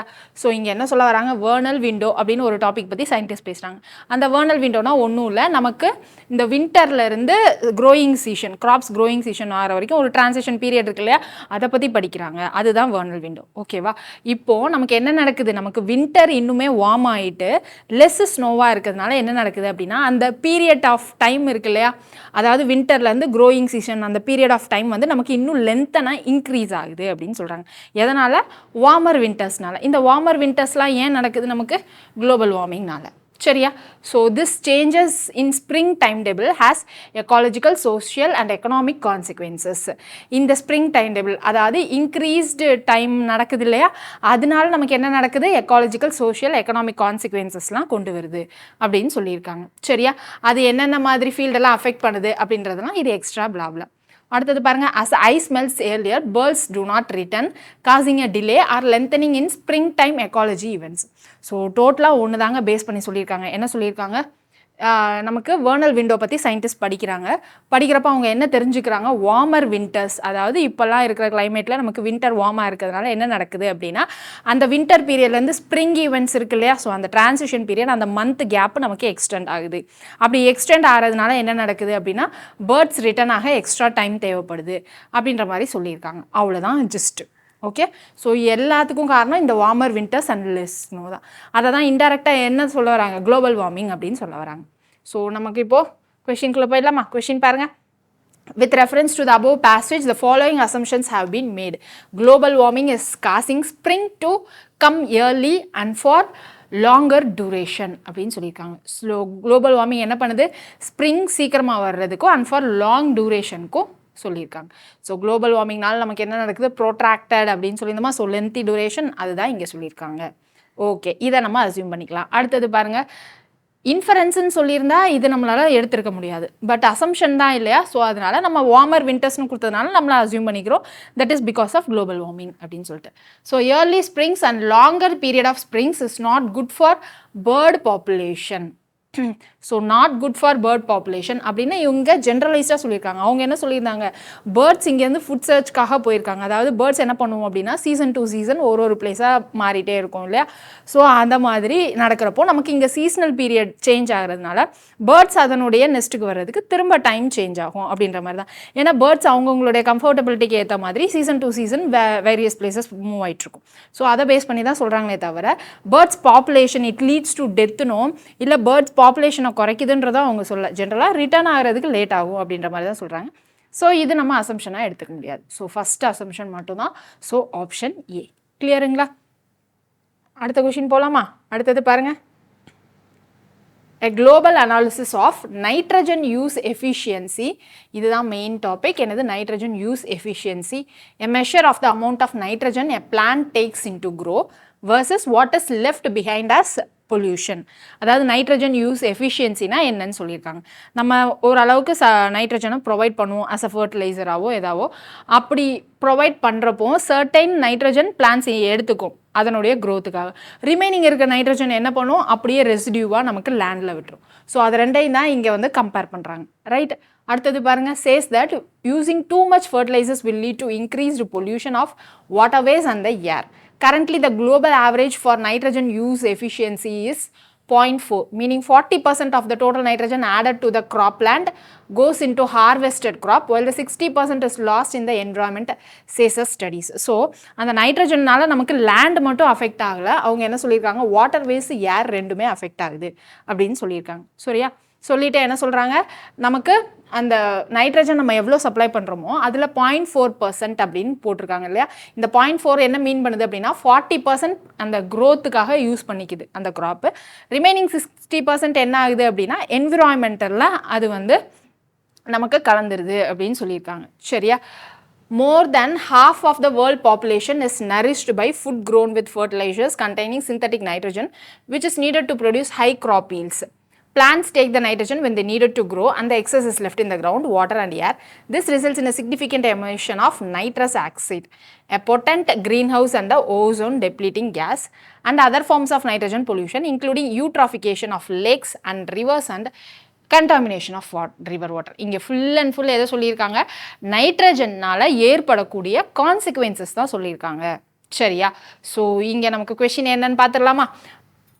டோட்டலாக நமக்கு nitrogen நம்ம fertiliser, chemical fertiliser, அந்த நைட்ரஜன் இருக்கிற கெமிக்கல் ஃபர்டிலைசர் யூஸ் ஆகிறதுனால நமக்கு லேண்டு, வாட்டர், ஏர் மூணுமே எப்படி பாதிப்படையுது அந்த கான்சிக்வன்சஸ் தான் கொடுத்துருக்காங்க. ஸோ இப்போ நமக்கு கொஷினில் என்ன கேட்டிருக்காங்கன்னு பாருங்கள், which one of the following statement best reflects the most logical and crucial message implied by the passage. So அந்த மெசேஜ் என்ன இம்ப்ளை பண்ணுது அதுதான் கேட்டிருக்காங்க. An enhanced efficiency of use of nitrogen is imperative for both food production and environment அப்படின்னு சொல்லியிருக்காங்க. So enhanced efficiency of use of nitrogen is imperative. அதாவது என்ன சொல்ல வராங்க, நம்ம சப்ளை பண்ணுற நைட்ரஜன் எல்லாமே அந்த க்ராப் க்ரோத்துக்காக யூஸ் பண்ணிட்டோம் அப்படின்னா என்ன நடக்கும், நம்மளுடைய அந்த எமிஷன் வாட்டரில் நடக்கிறதோ ஏரில் அந்த நைட்ரஜன் எமிட் ஆகிறதோ கம்மியாகும்ல, அதை தான் நம்ம எஃபெக்டிவ் அப்படின்னு சொல்லுவோம். அது வந்து இஸ் இம்பரேட்டிவ். இம்பரேட்டிவ்னா என்னன்னு நீங்கள் எனக்கு கமெண்ட்டில் சொல்லுங்கள். சரியா? Is imperative for both food production and environment அப்படின்னு சொல்லியிருக்காங்க. ஓகே, ஸோ இம்பரேட்டிவ்க்கு என்னன்னு தெரிஞ்சது அப்படின்னா நீங்கள் கமெண்ட்டில் சொல்லுங்கள். இம்பரேட்டிவ் ஓகேவா? ஸோ இங்கே கான்டெக்சுவல் மீனிங் படி பாருங்கள், enhanced efficiency of use of nitrogen ரொம்ப ரொம்ப முக்கியம். எதுக்கு? என்விரான்மெண்ட்டுக்கும் ஃபுட் ப்ரொடக்ஷனுக்கும் அப்படின்ற மாதிரி சொல்லியிருக்காங்க. ஸோ இது என்னது எனக்கு இம்ப்ளைடா அப்படின்னு கேட்டால் சொல்லிக்கலாம். கரெக்டாக? ஏன்னா பேசேஜில் இது இம்ப்ளை பண்ணுறாங்க தான், பட் அது மோஸ்ட் லாஜிக்கலான்றதை நம்ம ரிமைனிங் ஆப்ஷன்ஸ் பார்த்துட்டு சொல்லுவோம். அடுத்தது பாருங்கள், production of synthetic nitrogen fertilisers cannot be stopped as it will adversely affect global food security. cannot be stopped. cannot கேன்ன்றது நம்ம என்ன சொன்னால் எக்ஸ்ட்ரீம் வேர்டு, cannot be stoppedனா எக்ஸ்ட்ரீம் நெகட்டிவ் வேர்டு இல்லையா? ஸோ அதை ஸ்டாப் பண்ணவே முடியாது அப்படின்ற மாதிரி சொல்லியிருக்காங்க. அது தவறு, எக்ஸ்ட்ரீம் ஸ்டேட்மெண்ட்னால. அடுத்த ஆப்ஷன் பாருங்கள், alternative to crops that require excess of nitrogen should be identified and cultivated. இது என்னது, நமக்கு ஒரு சொல்யூஷன் மாதிரி தெரியுதா? மேலே நமக்கு எல்லாமே கான்சிக்வன்சஸ் பற்றி மட்டும் தான் பேசியிருந்தாங்க, சொல்யூஷன் பற்றி எதுவுமே அவங்க பேசல. ஸோ அது அந்த பேராகிராஃப் சொல்லுது, இம்ப்ளை பண்ணுது, மெசேஜ் சொல்லுது அப்படின்ற மாதிரி நம்மளால சொல்ல முடியாது இல்லையா? ஸோ அதனால் இந்த ஆப்ஷன் வராதுங்க. அடுத்தது, conventional agriculture using synthetic fertilizers should be replaced with agroforestry, agroecosystem and organic farming. இதுவும் நமக்கு என்னது, அந்த நைட்ரஜன் யூஸ் எஃபிஷியன்சினால் வரக்கூடிய கான்சிக்வன்சஸ்க்கான சொல்யூஷன் மாதிரி சொல்கிறாங்க. அது நமக்கு பேராகிராஃபில் பேசலை. ஸோ அதனால் இது எனக்கு இம்ப்ளிகேஷன் வராது. பேராகிராஃபில் என்ன இம்ப்ளை பண்ணுறாங்க, என்ன சொல்ல வராங்க அப்படின்றது தான் கேட்டிருக்காங்க. ஸோ அதனால் எனக்கு 3 ஆப்ஷனையும் நம்ம எலிமினேட் பண்ணிட்டோமா? So option A is the correct answer. Clear? அடுத்த கொஷின் போயிடலாமா? நெக்ஸ்ட் கொஷின் பாருங்க. Next, along with sustainable lifestyles, climate justice is regarded as a significant principle in environmental parlance. Both the principles have bearings on political and economic choices of the nation. So far in our climate change summits or compacts, both the principles have eluded consensus among nation. ஓகேவா? நம்மளோட life ஸ்டைலோட சேர்த்து என்ன சொல்ல வராங்க, climate சேஞ்சஸையும் நம்ம என்ன பண்ணணும், justice பண்ணணும் அப்படின்ற மாதிரி சொல்ல வராங்க. அதனால நமக்கு என்விரான்மெண்ட்டில் என்னெல்லாம் பாதிப்பு வருதோ அதையும் நம்ம கன்சிடர் பண்ணணும் அப்படின்னு சொல்ல வராங்க. சரியா? அடுத்து, justice in the judicial sense is well defined. However, in the context of climate change, it has scientific as well as socio-political connotation. The crucial question in the next few years will be how resources, technologies and regulations are used to support the victims of climate change. Justice in climate is not confined to actions related to mitigation, but includes a wider notion of support for adaptation to climate change and compensation for loss and damage. So இங்கே என்ன சொல்ல வராங்க, நம்மளுடைய life ஸ்டைல்னால நம்ம கிளைமேட்டில் என்ன changes ஆகுதோ அதுக்கு நிலையான தன்மை இருக்கிற மாதிரி நம்ம பார்த்துக்கணும், அதுக்கு ஒரு ஜஸ்டிஸ் பண்ணணும் அப்படின்ற மாதிரி சொல்கிறாங்க. சரியா? இப்போ கிளைமேட் சேஞ்சை நம்ம ஃப்யூச்சரில் என்ன க்ரூஷியல் கொஷின் வரும் அப்படின்னா, நம்ம இருக்கிற ரிசோர்ஸஸ் வச்சு, டெக்னாலஜிஸ் வச்சு, ரெகுலேஷன்ஸ் வச்சு எப்படி அந்த கிளைமேட் சேஞ்ச்னால பாதிக்கப்பட்டவங்களுக்கு நம்ம சப்போர்ட் பண்ண போகிறோம் அப்படின்றது ஒரு க்ரூஷியல் கொஷினாக ஃப்யூச்சரில் வரும் அப்படின்ற மாதிரி சொல்லியிருக்காங்க. சொல்லிவிட்டு நம்ம ஜஸ்டிஸ், இங்கே கிளைமேட்டுக்கு ஜஸ்டிஸ் பண்ணணும்னு சொல்ல வர்றது என்ன சொல்ல வராங்க, ரெடியூசிங் ரிஸ்க்கை மட்டும் பண்ணக்கூடாது, ப்ளஸ் அதுக்கு எப்படி அடாப்ட் ஆகி அதனால் நடக்கிற டேமேஜஸ்க்கு எப்படி அடாப்ட் ஆகிறது அப்படின்றதையும் நமக்கு கற்றுக் கொடுக்கணும் அப்படின்றது தான் இங்கே சொல்ல வராங்க. சரியா? ஸோ நம்ம லைஃப் ஸ்டைல்னால என்விரான்மெண்ட்டில் என்ன நடக்குது, அந்த என்விரான்மெண்ட்டில் நடக்கிறதுக்கு நமக்கு என்ன சொல்யூஷன், அது எல்லாத்தையுமே வந்து சொல்லியிருக்காங்க. சரியா? ஸோ இங்கே எனக்கு கொஷினில் என்ன கேட்டிருக்காங்கன்னு பாருங்கள். Which of the following statement best reflects the most logical, rational and crucial message conveyed by the passage. So இங்கே என்னது ஆப்ஷனில் என்ன கொடுத்துருக்காங்க, climate justice should be ingrained in detail in the rules of all new climate compacts or agreement. அதாவது adaptation மட்டும் இல்லாமல் நமக்கு என்ன சொல்லியிருந்தாங்க, plus compensation for loss and டேமேஜையும் நம்ம வந்து வைடர் நோஷனாக யோசிக்கணும் அப்படின்ற மாதிரி சொல்லியிருந்தாங்க இல்லையா? ஸோ அதை தான் இங்கே என்ன சொல்கிறாங்க, எல்லா டீட்டெயில்ஸும் இன்க்ரைன் பண்ணியிருக்கணும், எதில், நியூ கிளைமேட் காம்பேக்ட் இல்லை அக்ரிமெண்ட்டில் அப்படின்னு சொல்லியிருக்காங்க. ஸோ இதுவே பெஸ்ட் மெசேஜ் மாதிரி தான் இருக்குது. ஸோ இதை நம்ம எலிமினேட் பண்ண முடியாது, அந்த ஆப்ஷன் வச்சுக்கலாம். அடுத்தது பாருங்கள், environmental resources are unevenly distributed and exploited along the globe. இங்கே நமக்கு எல்லா ரிசோர்ஸஸ் பற்றியும் அவங்க பேசவே இல்லை. சரியா? ஸோ கிளைமேட் சேஞ்ச் என்ன நடக்குது, அதனால பாதிக்கப்பட்டால் என்ன பண்ணணும் அப்படின்ற மாதிரி தான் சொல்லியிருந்தாங்களே தவிர ரிசோர்ஸ் எக்ஸ்ப்ளாய்டேஷன் பற்றி பேசலை. ஸோ ஆப்ஷன் பி கிடையாது. There is an impending issue of dealing with a huge number of climate change victims அல்லது கிளைமேட் ரெஃப்யூஜர்ஸ். இப்போ வந்து நமக்கு நிறைய இஷ்யூஸ் அந்த மாதிரி பெண்டிங்கில் இருக்குது, இம்பெண்டிங் இஷ்யூஸ் இருக்குது நிறையா, அதுவும் ஹியூஜ் நம்பரில் அப்படின்ற மாதிரி இங்கே நமக்கு சொல்லியிருக்காங்க இல்லையா? நமக்கு அங்கே என்ன சொல்லியிருக்காங்க, அந்த மாதிரி ஆனவங்களுக்கு காம்பன்சேஷன் ஃபார் லாஸ் அண்ட் டேமேஜ்னு சொல்லியிருக்காங்களே தவிர அந்த இஷ்யூஸ்லாம் பெண்டிங்கில் இருக்குன்னு சொல்ல வரல. அவங்க எல்லாமே ஃப்யூச்சர் பெர்ஸ்பெக்டிவில் தான் பேசியிருக்காங்க, இவங்க பாஸ்டில் பேசியிருக்காங்க இல்லையா? ஸோ அதனால இந்த ஆப்ஷன் கிடையாது. இந்த மெசேஜ் அவங்க கன்வே பண்ணல. அடுத்தது பாருங்கள், climate change in all its connotation is mostly due to developed countries and therefore their share of burden should be more. So இங்கே என்ன சொல்கிற வராங்க, கிளைமேட் சேஞ்ச் எல்லாமே நடக்கிறதுக்கு காரணம் நிறைய எமிஷன்ஸ் டெவலப்டு கண்ட்ரீஸ்லேருந்து வருது. ஸோ அவங்களுடைய அந்த சொல்யூஷன் கொடுக்கக்கூடிய அந்த அமௌண்ட் தேவைப்படும் இல்லையா, அதுக்கான ஷேரும் நிறைய இருக்கணும் அப்படின்னு சொல்ல வராங்க. நமக்கு எங்கேயுமே பேசேஜில் டெவலப்டு கண்ட்ரீஸ் அப்படின்னு பேசல, அதுக்கான சொல்யூஷன்ஸ் பற்றியும் பேசல. அவங்க வந்து அதுக்கு ஒரு பாலிசி பண்ணணும், அப்படி இல்லைனா எல்லா டீட்டெயில்ஸும் வந்து இன்க்ரைண்ட் பண்ணணும், காம்பன்சேஷன் பற்றி யோசிக்கணும், அந்த அடாப்டேஷன் பற்றி யோசிக்கணும் அப்படின்ற டீட்டெயில்ஸ் பற்றி தான் பேசியிருந்தாங்களே தவிர சொல்யூஷன் பற்றி நமக்கு பேசல. ப்ளஸ் இங்கே ஸ்பெசிஃபிக்காக வேறு டெவலப்டு கண்ட்ரிஸ்னு பேசியிருக்காங்க. ஸோ அதனால் நமக்கு இந்த ஆப்ஷன் கிடையாது. நம்மளுடைய மோஸ்ட் ரெலவெண்ட் ஆப்ஷன் என்னது, ஆப்ஷன் ஏ. கிளியர்? அடுத்த கொஷின் போயிடலாமா? அடுத்தது பாருங்கள் என்ன கொடுத்துருக்காங்கன்னு. அடுத்தது குவான்ஸ் கொஷின் இருக்குது. ஸோ நெக்ஸ்ட் பேசேஜ் நமக்கு இங்கே இருக்குது. ஸோ பேசேஜ் பாருங்கள், sourcing food from non-agriculture lands in addition to agriculture lands enables a systemic approach to food consumption. Okay, நான் அக்ரிகல்ச்சர் லேண்ட்ஸ்னால் என்னென்னலாம் அப்படின்ற மாதிரி கொடுத்துருக்காங்க. Uncultivated systems such as forest, wetlands, pastures, etc. Okay, it allows rural and tribal communities to sustain themselves for the whole year and steer clear of the natural disasters and season-induced shortfalls of agriculture foods. Okay, நம்ம வந்து agricultural foods அப்படின்னா நார்மலாக farmers வந்து விதை நிலமாக use பண்ணுறாங்களே, அங்கே என்ன விதைக்கிறாங்களோ அது மட்டும் இல்லாமல் ஃபாரஸ்ட்டில் நமக்கு ஃப்ரூட்ஸு அதெல்லாம் நிறைய கிடைக்கும் இல்லையா, ஃப்ரூட்ஸு நட்ஸ் இதெல்லாம். ஸோ அதெல்லாமும் நமக்கு தேவைப்படுது அப்படின்ற மாதிரி சொல்லியிருக்காங்க. ஸோ அதையே நம்ம ஹோல் இயரும் யூஸ் பண்ணிக்கலாம் இன்கேஸ் நமக்கு நேச்சுரல் டிசாஸ்டர்னால அக்ரிகல்ச்சர் லேண்ட்ஸ்லேருந்து ஃபுட்டு வரலனா கூட அப்படின்ற மாதிரி ரெண்டு சோர்ஸ் ஆஃப் ஃபுட்ஸையும் கம்பேர் பண்ணியிருக்காங்க. அதாவது நார்மல் அக்ரிகல்ச்சர் லேண்ட் ப்ளஸ் வந்து ஃபாரஸ்ட்லேருந்து வருது, அக்ரோ ஃபாரஸ்ட் அப்படின்ற மாதிரி வச்சுக்கலாமா. ஸோ ஏன்னா ஃபாரஸ்ட்லேருந்து நமக்கு வரக்கூடிய அக்ரிகல்ச்சர் ப்ராடக்ட்ஸ், அதனால நான் அக்ரோ ஃபாரஸ்ட் அப்படின்னு சொல்கிறேன். ரைட்? ஸோ அதை ரெண்டையும் தான் கம்பேர் பண்ணுறாங்க. Since the productivity of the tree is often more resilient to adverse weather condition than annual crops, forest food often provide a safety net during the periods of food shortage caused by crop failure. So இங்கே என்ன சொல்கிறாங்க, whole இயருக்கும் அந்த ஃபாரஸ்ட்லேருந்து வரக்கூடிய ஃபுட்டை நம்ம use பண்ணிக்கலாம் in case of any disaster in agriculture lands அப்படின்னு சொன்னோமா. ஸோ அது எதனால் அப்படின்ற மாதிரி சொல்லியிருக்காங்க. ஏன்னா நமக்கு அட்வர்ஸ் கண்டிஷன்ஸில் ஃபாரஸ்ட்டில் என்ன நடக்கும் அப்படின்னா அங்கே க்ரோத் சிம்லராக அப்படியே தான் இருக்கும். நம்ம ஆனுவல் கிராப்ஸ், நம்ம விதைக்கிற கிராப்ஸுக்கு ஏற்படுற அஃபெக்ட், அதாவது டேமேஜ் மாதிரி நமக்கு அங்கே நடக்க போகிறது கிடையாது. ஸோ அதனால இட் இஸ் ரெசிலியன்ட் அப்படின்னு சொல்லியிருக்காங்க. ஸோ அதை நம்ம யூஸ் பண்ணிக்கலாம் அப்படின்ற மாதிரி சொல்லியிருக்காங்க. சரியா? Forest foods also make important contribution during the seasonal crop production gaps. அது மட்டும் இல்லாமல் ஒரு க்ராப்பை விதைச்சிட்டு அடுத்து இன்னொரு க்ராப்பை வந்து நம்ம ரீப்ளேஸ் பண்ணுறப்போ நடுவில் ஒரு கேப் இருக்கும் இல்லையா. ஸோ அந்த கேப் அப்பையும் நமக்கு அந்த ஃபாரஸ்ட்லேருந்து வரக்கூடிய ஃபுட்ஸ் யூஸ்ஃபுல்லாக இருக்கும் அப்படின்ற மாதிரி சொல்லியிருக்காங்க. ஸோ ஜஸ்ட் கம்பேரிசன் தான் நார்மல் அக்ரிகல்ச்சர் லேண்ட் ஃபார்மிங்க்கும் ஃபாரஸ்ட்லேருந்து வரக்கூடிய ஃபுட்டுக்கும். அந்த ஃபாரஸ்ட்லேருந்து வரக்கூடிய ஃபுட்டை தான் நம்ம என்ன டேர்ம் பண்ணுறோம் அப்படின்னா அக்ரோ ஃபாரஸ்ட் அப்படின்னு சொல்கிறோம். ரைட்? Agro forestry. ஸோ ஆப்ஷனில் பாருங்கள், questions first read பண்ணிடலாம். Which one of the following statement best reflects the most logical and rational message conveyed by the author? So என்ன மெசேஜ் ஆத்தர் சொல்ல வராங்க அப்படின்றது தான் கேட்டிருக்காங்க.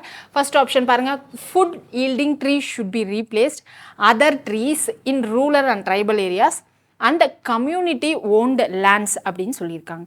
ஸோ இங்கே ரீப்ளேஸ் பண்ண சொல்லியிருக்காங்க, ஜஸ்ட் கம்பேர் தான் பண்ணியிருக்காங்களே தவிர அதுக்காக இதை போய் அதை ரீப்ளேஸ் பண்ணுங்க அப்படின்ற ஒரு சொல்யூஷன் மாதிரி நமக்கு வந்து சொல்லலை இல்லையா. ஸோ அதனால் இது தேவையில்லை. ரெண்டத்துடைய ப்ளஸ் அண்ட் மைனஸ், அதாவது ஃபாரஸ்ட்லேருந்து வரக்கூடிய அந்த ஃபுட்டோடைய ப்ளஸ் பாயிண்ட்ஸ் அந்த மாதிரி தான் சொல்லியிருக்காங்க. ஸோ அதுக்காக அதை நீங்கள் எல்லா இடத்துலையும் பண்ணுங்கன்றதோ அந்த மாதிரி எதுவுமே அவங்க வந்து நமக்கு இன்டெரக்டாக கூட இம்ப்ளை பண்ணல. ஸோ அதனால் நமக்கு அது வராது. பேசேஜில் சொல்லியிருக்காங்க, பேசேஜில் சொல்கிற மெசேஜ் அப்படின்னு நம்ம எடுத்துக்க முடியாது. அடுத்தது பாருங்கள், food security cannot be ensured in India with the present practice of conventional agriculture cannot be ensured because of conventional agriculture. Normal நம்ம ரெகுலராக பண்ணிகிட்டு இருக்க இந்த கன்வென்ஷனல் அக்ரிகல்ச்சர் மூலமாக ஃபுட் என்ஷூர் பண்ண முடியாது, ஃபுட் செக்யூரிட்டியை அப்படின்ற மாதிரி சொல்லியிருக்காங்க. cannot அப்படின்றது நமக்கு எக்ஸ்ட்ரீம் வேர்ட். ஸோ இந்த ஆப்ஷன் கிடையாது. அடுத்தது பாருங்கள், wastelands and degraded areas in India should be converted into agroforestry systems to help the poor அப்படின்னு சொல்லியிருக்காங்க. நான் திரும்பியும் அதே தான் சொல்கிறேன். அங்கே என்ன சொல்லியிருக்காங்க, அக்ரோ ஃபாரஸ்ட்ரியோடைய இம்பார்ட்டன்ஸ், அது எப்படி ஹெல்ப் பண்ணுதுன்னு சொல்லியிருந்தாங்களே தவிர அதுக்காக இருக்கிற எல்லா நிலத்தையும் எனக்கு அக்ரோ ஃபாரஸ்ட்டாக மாற்றுங்க, ட்ரைபல்ஸில் இருக்கிறத மாற்றுங்க அப்படின்றது நமக்கு எங்கேயுமே வந்து சொல்லவே இல்லை அந்த பேசேஜில். ஸோ அதனால் அந்த ஆப்ஷன் நமக்கு வராது. அடுத்தது பாருங்கள், agro system should be developed in addition to along with the conventional agriculture. இது வேணால் நம்ம எடுத்துக்கலாம். என்னது, நமக்கு வந்து எந்த அளவுக்கு கன்வென்ஷனல் ஃபார்மிங்னால நமக்கு ஃபுட்டு வருதோ, ஸோ அதே அளவுக்கு நமக்கு அந்த அக்ரோ ஃபாரஸ்ட்னாலையும் நமக்கு சப்போர்ட் பண்ண முடியும் அப்படின்றத பேராகிராஃபில் சொல்லியிருந்தாங்களா. ஸோ அதனால் அதை டெவலப் பண்ணலாம் அப்படின்றத வேணால் மெசேஜ் கன்வே பண்ணுது அப்படின்னு சொல்லலாமே தவிர எனக்கு டோட்டலாக இதை எனக்கு கன்வெர்ட் பண்ணுங்க அப்படின்றதையோ இல்லை எனக்கு ரீப்ளேஸ் பண்ணுங்க அப்படின்றதையோ நம்மளால் சொல்ல முடியாது. டெவலப் பண்ணுங்க அப்படின்றத தான் நம்ம இந்த மெசேஜில் சொல்ல வராங்க அப்படின்னு சொல்லலாம். So option D. ஏன்னா டோட்டலாக எனக்கு இங்கே கன்வெர்ட் பண்ணுங்கன்னு சொல்கிறதோ இல்லை ரீப்ளேஸ் பண்ணுங்கன்னு சொல்கிறதோ எனக்கு கொஞ்சம் எக்ஸ்ட்ரீம் வேர்ட்ஸ். டெவலப் பண்ணுங்கன்னு சொல்கிறது எனக்கு என்ன அப்படின்னா அது ஒரு சஸ்டெயின் வேர்ட்ஸ், கிராஜுவலாக இன்க்ரீஸ் பண்ணுங்க அப்படின்ற மாதிரி தான். இது ரீப்ளேஸ்னால் டோட்டலாக அப்படியே ரீப்ளேஸ் பண்ணுற மாதிரி வரும். டோட்டலாக கன்வெர்ட் பண்ணுங்க அப்படின்ற மாதிரி அது டோட்டல் எக்ஸ்ட்ரீம் வேர்ட்ஸ். ஸோ அதை நம்ம யூஸ் பண்ண முடியாது. ஓகேங்களா, நெக்ஸ்ட் கொஷின் போகலாமா? அடுத்தது பாருங்கள் என்ன கொடுத்துருக்காங்கன்னு. அடுத்தது, while awareness on use or misuse and abuse of antibiotics is common knowledge as is the impact of dosing poultry with antibiotics, the environmental impact of antibiotics manufacturing companies not treating their waste has scarcely been discussed at any length or seriousness thus far. Pollution from antibiotics factories is fueling the rise of drug-resistant infections. The occurrence of drug-resistant bacteria surrounding the pharma manufacturing plant is well known அப்படின்னு சொல்லியிருக்காங்க. So இங்கே என்ன சொல்கிறாங்க, நமக்கு antibiotic produce பண்ணுறாங்க இல்லையா manufacturing companies, அங்கே எனக்கு வேஸ்ட்டை ஒழுங்காக ட்ரீட் பண்ணுறதில்ல. அதனால என்ன நடக்குது அப்படின்னா எனக்கு ட்ரக் ரெசிஸ்டண்ட் இன்ஃபெக்ஷன்ஸ் நிறையா ஃபார்ம் ஆகுது அந்த ஃபார்மா மேனுஃபேக்சரிங் பிளான்ஸை சுற்றி அப்படின்ற மாதிரி சொல்லியிருக்காங்க. ஸோ இந்த அவேர்னஸ் தான் நமக்கு இல்லைன்ற மாதிரியும் சொல்லியிருக்காங்க. சரியா? ஸோ இதுதான் நமக்கு பேராகிராஃபுடைய ஜிஸ்ட். ஸோ கொஷின் என்ன கேட்டிருக்காங்கன்னு பாருங்கள். Which one of the following statement best reflects the most logical and practical message convert by the companies? It is necessary to put proper effluent treatment protocols in place. நமக்கு இங்கே என்ன சொல்லியிருக்காங்க, treatment பற்றி பேசியிருந்தாங்க இல்லையா. ஓகே, ட்ரீட்மெண்ட் பற்றி எங்கே பேசியிருக்காங்கன்னு பாருங்கள். ஃபார்மா கம்பெனிஸில் designing poultries with environmental impact of antibiotic manufacturing companies not treating their waste scarcely between discussing any length of the seriousness thus far. So அவங்க வேஸ்ட்டை ஒழுங்காக ட்ரீட் பண்ண மாட்டேங்கிறாங்க, அதை நம்ம சீரியஸாக எடுத்து அதை நம்ம பேசவும் மாட்டேங்கிறோம் அப்படின்ற மாதிரி சொல்லியிருந்தாங்க. ஸோ அதுனால தான் நமக்கு என்ன நடக்குது, ட்ரக் ரெசிஸ்டன்ட் இன்ஃபெக்ஷன் நடக்குது அப்படின்னு சொல்லியிருக்காங்க. So logical and practical message என்ன அப்படின்னு கேட்டிருக்காங்க. It is necessary to put proper effluent treatment protocols in place. So நம்ம ஆன்டிபயோட்டிக்ஸ் இம்பார்ட்டன்ஸ் அதை அவாய்ட் பண்ண முடியாது. ஸோ ஃபார்மா ஏஜென்சிக்கு அவங்க ட்ரீட்மெண்ட் ஒழுங்காக பண்ணாததுனால நமக்கு எக்ஸ்ட்ரா இன்ஃபெக்ஷன்ஸ் வருது அப்படின்னா என்ன பண்ணணும், ட்ரீட்மெண்ட்டை ஒழுங்காக இன் பிளேஸில் பண்ண வேண்டிய இடத்துல பண்ணணும் இல்லையா. ஸோ அதுதான் இங்கே சொல்ல வராங்க. இது நமக்கு பேசேஜில் சொல்ல வரக்கூடிய ப்ராக்டிக்கல் மெசேஜ் மாதிரி தான் இருக்குது. ரிமைனிங் ஆப்ஷன்ஸும் பார்த்துடலாம். It is necessary to promote environmental awareness among people. So இதை பற்றி அவேர்னஸ் இல்லை அப்படின்றது நமக்கு பேராகிராஃபில் சொல்லியிருந்தாங்க. ஸோ அவேர்னஸ் கொண்டு வரணும் அப்படின்றத நமக்கு பேசேஜ் கன்வே பண்ணுது அப்படின்றதையும் நம்ம சொல்லலாம். ஸோ இதுவும் நமக்கு இருக்கலாம் ப்ராக்டிக்கல் மெசேஜ். அடுத்தது பாருங்கள், spread of drug resistant bacteria cannot be done away with as it is inherent in modern medical care. So modern medical கேரில் அதை நம்மளால் அவாய்டே பண்ண முடியாது அப்படின்னு சொல்லியிருக்காங்க. ஸோ இது எக்ஸ்ட்ரீம் ஸ்டேட்மெண்ட். மாடர்ன் மெடிக்கல் கேரில் இந்த spread of drug resistant bacteria cannot be done அப்படின்னு சொல்லியிருக்காங்க. ஸோ இது எக்ஸ்ட்ரீம் வேர்ட். ஸோ அதனால நமக்கு அந்த ஆப்ஷன் கிடையாது. அடுத்தது பாருங்கள், pharma manufacturing company should be set up in remote rural areas away from crowded towns and cities. இது நமக்கு என்னது சொல்யூஷன் மாதிரி இருக்கா? மேலே சொன்ன பேராகிராஃப்க்கு சொல்யூஷன் மாதிரி இருக்கா? ஆனால் நமக்கு மேலே சொன்ன பேராகிராஃபில் சொல்யூஷன் இல்லைங்க. ஸோ அதனால இந்த மெசேஜ் கன்வே பண்ணுறாங்கன்னு சொல்ல முடியாது. ஸோ இப்போ எனக்கு 2 ஆப்ஷன் வச்சுருக்கேன், ஆப்ஷன் ஏ, பி.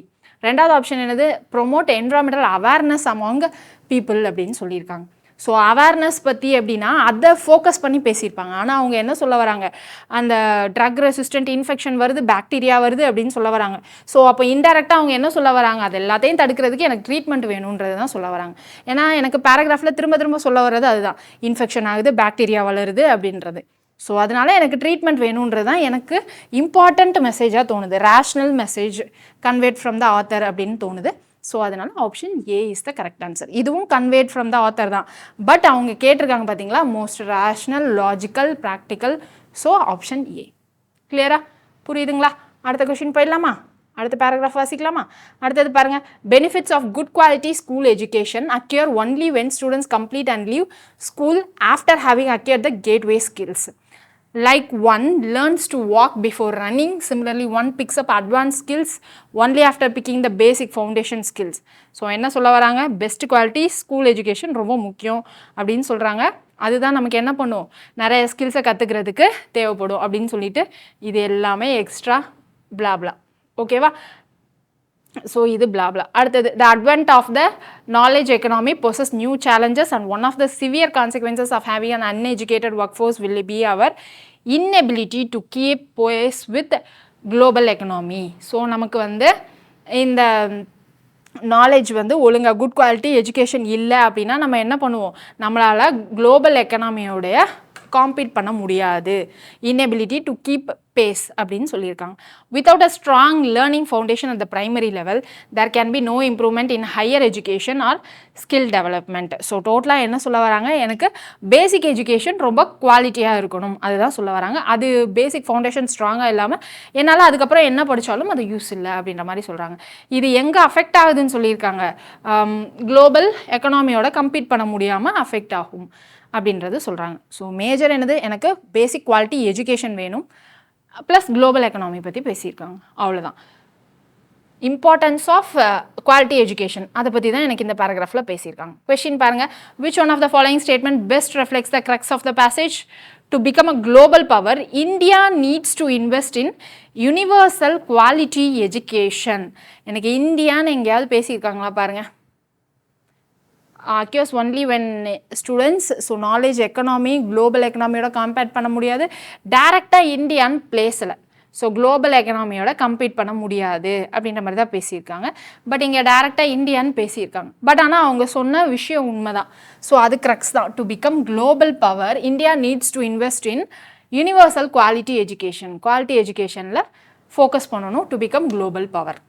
பட் இங்கே எனக்கு இந்தியான்னு ஸ்பெசிஃபை பண்ணியிருக்காங்க. ஸோ ரிமைனிங் ஆப்ஷன் செக் பண்ணிட்டு தான் இது கரெக்டானு சொல்ல முடியும். அடுத்தது பாருங்கள், India is unable to become a global power because it is not focusing R promoting knowledge economy.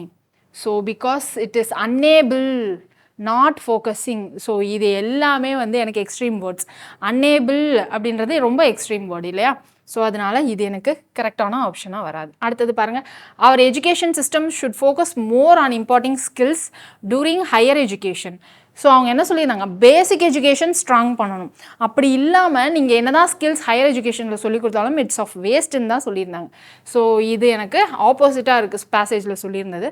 So option C கிடையாது. அடுத்தது பாருங்கள், parents of many school children are illiterate and are unaware of the benefits of quality education. So பேரண்ட்ஸை பற்றி அவங்க பேசவே இல்லை. அவங்க quality education plus global economy பற்றி மட்டும் தான் பேசியிருந்தாங்க. ஸோ இந்த ஆப்ஷன் வராது. சரிங்களா? என்ன தான் இது எனக்கு ஸ்பெசிஃபிக்காக இந்தியான்னு மென்ஷன் பண்ணியிருந்தாலுமே எனக்கு இதுதான் கரெக்டான க்ரூஷியல் மெசேஜை கொடுக்குது. So option A is the correct answer. இதுதான் நம்ம ஸ்டார்டிங் இன்ட்ரடக்ஷன் கிளாஸ்லேயே சொல்லியிருந்தோம். என்ன சொல்லியிருந்தோம், என்ன தான் ஒரு சில கொஷின்ஸ் வந்து ஸ்பெசிஃபிக்காக இருந்தாலும் அது நமக்கு கரெக்டான ஆன்சராக இருக்கிறதுக்கான சான்சஸ் இருக்குது அப்படின்னு சொல்லியிருந்தோம் இல்லையா ஏற்கனவே? ஞாபகம் இருக்கா? ஸோ அது இந்த மாதிரி கொஷினில் தான் அப்ளிகபிள் ஆகும். கிளியர்? அடுத்த கொஷின் பார்த்துடலாமா? அடுத்தது பாருங்கள். ஓகே, அடுத்தது எல்லாமே நமக்கு குவான்ஸாக இருக்குது. Here we go. இங்கே இருக்கு அடுத்த question. Paradox of choices illustrated by the story of prudence as அப்படின்னு சொல்லியிருக்காங்க. paradox of choice. ஸோ பேரடாக்ஸ்னால் என்ன மீனிங்னு தெரியும் இல்லையா? ஸோ பேரடாக்ஸ் முரண்பாடான, சாய்ஸ் அப்படின்னா நமக்கு தெரியும் எத்தனை சாய்ஸ் இருக்குன்னு. இஸ் paradoxனா முரண்பாடு. Okay, is illustrated by the story of Buridan's ass. Jean Buridan, the 14th century philosopher, wrote about free will and inability to choose due to numerous choices and uncertainties. ஒன்றும் இல்லை, paradox of choice அதை வந்து எப்படி illustrate பண்ணலாம் அப்படின்னு சொல்லிட்டு ஒரு கதை சொல்ல வராங்க. அந்த கதையை பற்றி எக்ஸ்ட்ரா நமக்கு அதை சப்போர்ட் பண்ணுற எவிடன்ஸ் கொடுக்குறாங்க, அவ்வளோதான். ஸோ அவங்க அந்த புக்கில் என்ன பேசியிருந்தாங்க அப்படின்னா, inability to choose due to நிறைய சாய்ஸஸ் இருந்ததுனால எனக்கு அங்கே சூஸ் பண்ணுறதுக்கு இன்னெபிலிட்டியாக இருக்குது அப்படின்ற மாதிரி பேசியிருந்தாங்க. அதை பற்றி அதை ஒரு ஸ்டோரியாக சொல்லியிருந்தாங்க. அதான் அடுத்த line. In a story, a donkey stands between two equally appealing stacks of hay, unable to decide which to eat, it starves to death. So ஒரு டாங்கி நடுவில் நிற்கிது, ரெண்டு சைட்லையுமே வந்து எனக்கு வைக்கோலோ இல்லை டாங்கியோட ஃபுட் இருக்குது, ஒரு ஸ்டாக் மாதிரி வச்சுருக்காங்க. பட் இது ரெண்டில் எது சூஸ் பண்ணணும்னு தெரியாமல் நமக்கு வந்து நிறைய அறிவு இருக்குது இல்லையா, அஸ் கம்பேர்ட் டு அனிமல்ஸ், ஹியூமன்ஸ்க்கு நிறைய நாலேஜ் இருக்குது. அப்படி இருக்கப்பவே நமக்கு நிறைய சாய்ஸ் கொடுக்குறப்போ கன்ஃபியூஸ் ஆகும். ஸோ அதுக்கு வந்து வாய் பேச முடியாது. ஸோ அதுக்கு சாய்ஸ் கொடுக்குறப்போ அது இன்னும் கன்ஃபியூஸ் ஆச்சு. ஸோ அதுதான் இங்கே சொல்ல வராங்க. கடைசியில் என்னாச்சு, ஸ்டார்ஸ் டு டெத். எது சூஸ் பண்ணுறது சாப்பிட்றதுன்னு தெரியாமல் டெத்துக்கு போகிற, ரொம்ப சீரியஸ் கண்டிஷனுக்கு போயிட்டாங்க அப்படின்னு சொல்லியிருக்காங்க. Changes in technology and innovation such as smart phone and tablets only exacerbate our glut of choices. So இந்த மாதிரி டெக்னாலஜி சேஞ்சஸ்னால நமக்கு என்ன ஆகுது, இன்னும் எக்ஸ்ட்ரா சாய்ஸஸ் தான் வந்து ஆட் ஆகிட்டே இருக்குது. Constant connectivity and over consumption of real time data and social media can leave little room for self reflection and rest, making decisions more difficult. நம்மக்கிட்ட இருக்கிற நிறைய டேட்டா, கூகுள் கனெக்டிவிட்டி, நிறைய datas நம்ம ஃபோன்லேயும் பார்க்கலாம், ப்ளஸ் நமக்கு கான்டாக்ட்ஸும் நிறையா இருக்கும், எஃபி, இன்ஸ்டா, அதனாலலாம் நமக்கு இன்னும் சாய்ஸஸ் வரும். அப்போ இன்னும் கன்ஃபியூஷன். ஸோ ஒன்றும் இல்லை, பேரடாக்ஸ் ஆஃப் சாய்ஸஸ் இதுதான் நமக்கு. அதுக்கு நமக்கு நிறைய சாய்ஸஸ் இருந்தால் நம்ம எப்படிலாம் கன்ஃபியூஸ் ஆகும் அப்படின்றத இது ஃபுல்லாக கொடுத்துருக்காங்க. Life is about choices. Many people R overwhelmed with attractive life choices yet find themselves unhappy and anxiousness. So நிறைய சாய்ஸ் இருந்துச்சு அப்படின்னா கன்ஃபியூஸ் ஆகி அன்ஹாப்பி, ஆன்ஷியஸ் ஆவாங்க அப்படின்றது தான் நமக்கு ஃபைனலாக மைண்டில் இருக்கும். கரெக்டாக? ஏன்னா இவங்க நிறைய சாய்ஸஸ் பற்றி தான் பேசியிருக்காங்க. சாய்ஸஸ் நிறைய இருந்தால் என்னென்ன ப்ராப்ளம் வரும் அப்படின்னு பேசியிருக்காங்க. பட் ஒரே ஒரு இடத்துல பேரடாக்ஸ் ஆஃப் சாய்ஸஸ்ன்னு பேசியிருக்காங்க இல்லையா? ஸோ அங்கே தான் என்ன சொல்ல வராங்க அப்படின்னா, சாய்ஸஸ் கம்மியாக இருந்தாலும் நமக்கு பிரச்சனை தான் அப்படின்றத இன்டைரக்டாக மீன் பண்ணுறாங்க. புரியுதா நமக்கு? ஆனால் நமக்கு பேராகிராஃபில் ஒரு இடத்துல மட்டும் அதை சொல்லிவிட்டு ரிமைனிங் ஃபுல்லாக நமக்கு சாய்ஸஸ் நிறையா இருந்தால் என்னென்ன அஃபெக்ட் ஆகும் அப்படின்னு சொல்லியிருக்காங்க. ஸோ என்ன பண்ணுறாங்க அப்படின்னா, நம்மளை மென்டலாக அஃபெக்ட் பண்ணுறாங்க. ஸோ இப்போ ஆப்ஷன்ஸ் பாருங்கள், கொஷின் பாருங்கள், உங்களுக்கு இன்னும் நல்லா புரியும். Which one of the following statement best reflects the logical message implied by the above passage? என்ன மெசேஜ் சொல்ல வராங்க? Modern technology enfeebles societal structure and makes life difficult. So model டெக்னாலஜினால என்ன ஆகுது, சொசைட்டியல் ஸ்ட்ரக்சர் மாறுது, ஸோ லைஃப் டிஃபிகல்ட் ஆகுது அப்படின்னு சொல்லியிருக்காங்க. ஸோ அதுவும் நமக்கு மெசேஜ் சொல்கிறாங்க அப்படின்னு எடுத்துக்கலாம். அடுத்தது பாருங்கள், modern life is full of uncertainties and endless difficult choices. So இதுவும் நமக்கு இம்ப்ளை பண்ணுது அப்படின்னு வச்சுக்கலாம். We are influenced by the opinion of others and have no courage to follow our own convictions. இதுவும் நமக்கு ஒரு இதில் சொல்லியிருந்தாங்க. இங்கே பாருங்கள், செல்ஃப் ரெஃப்ளெக்ஷன் அண்ட் ரெஸ்ட். அதை நம்மளால் சொந்தமாக எடுக்க முடியல, நிறைய சாய்ஸஸ் இருக்கிறதுனால. அடுத்தவங்களுடைய சாய்ஸஸ் தான் நம்ம மண்டையில் ஏற்றி நம்ம பண்ணிகிட்ருக்கோம் அப்படின்னு சொல்லுவாங்க.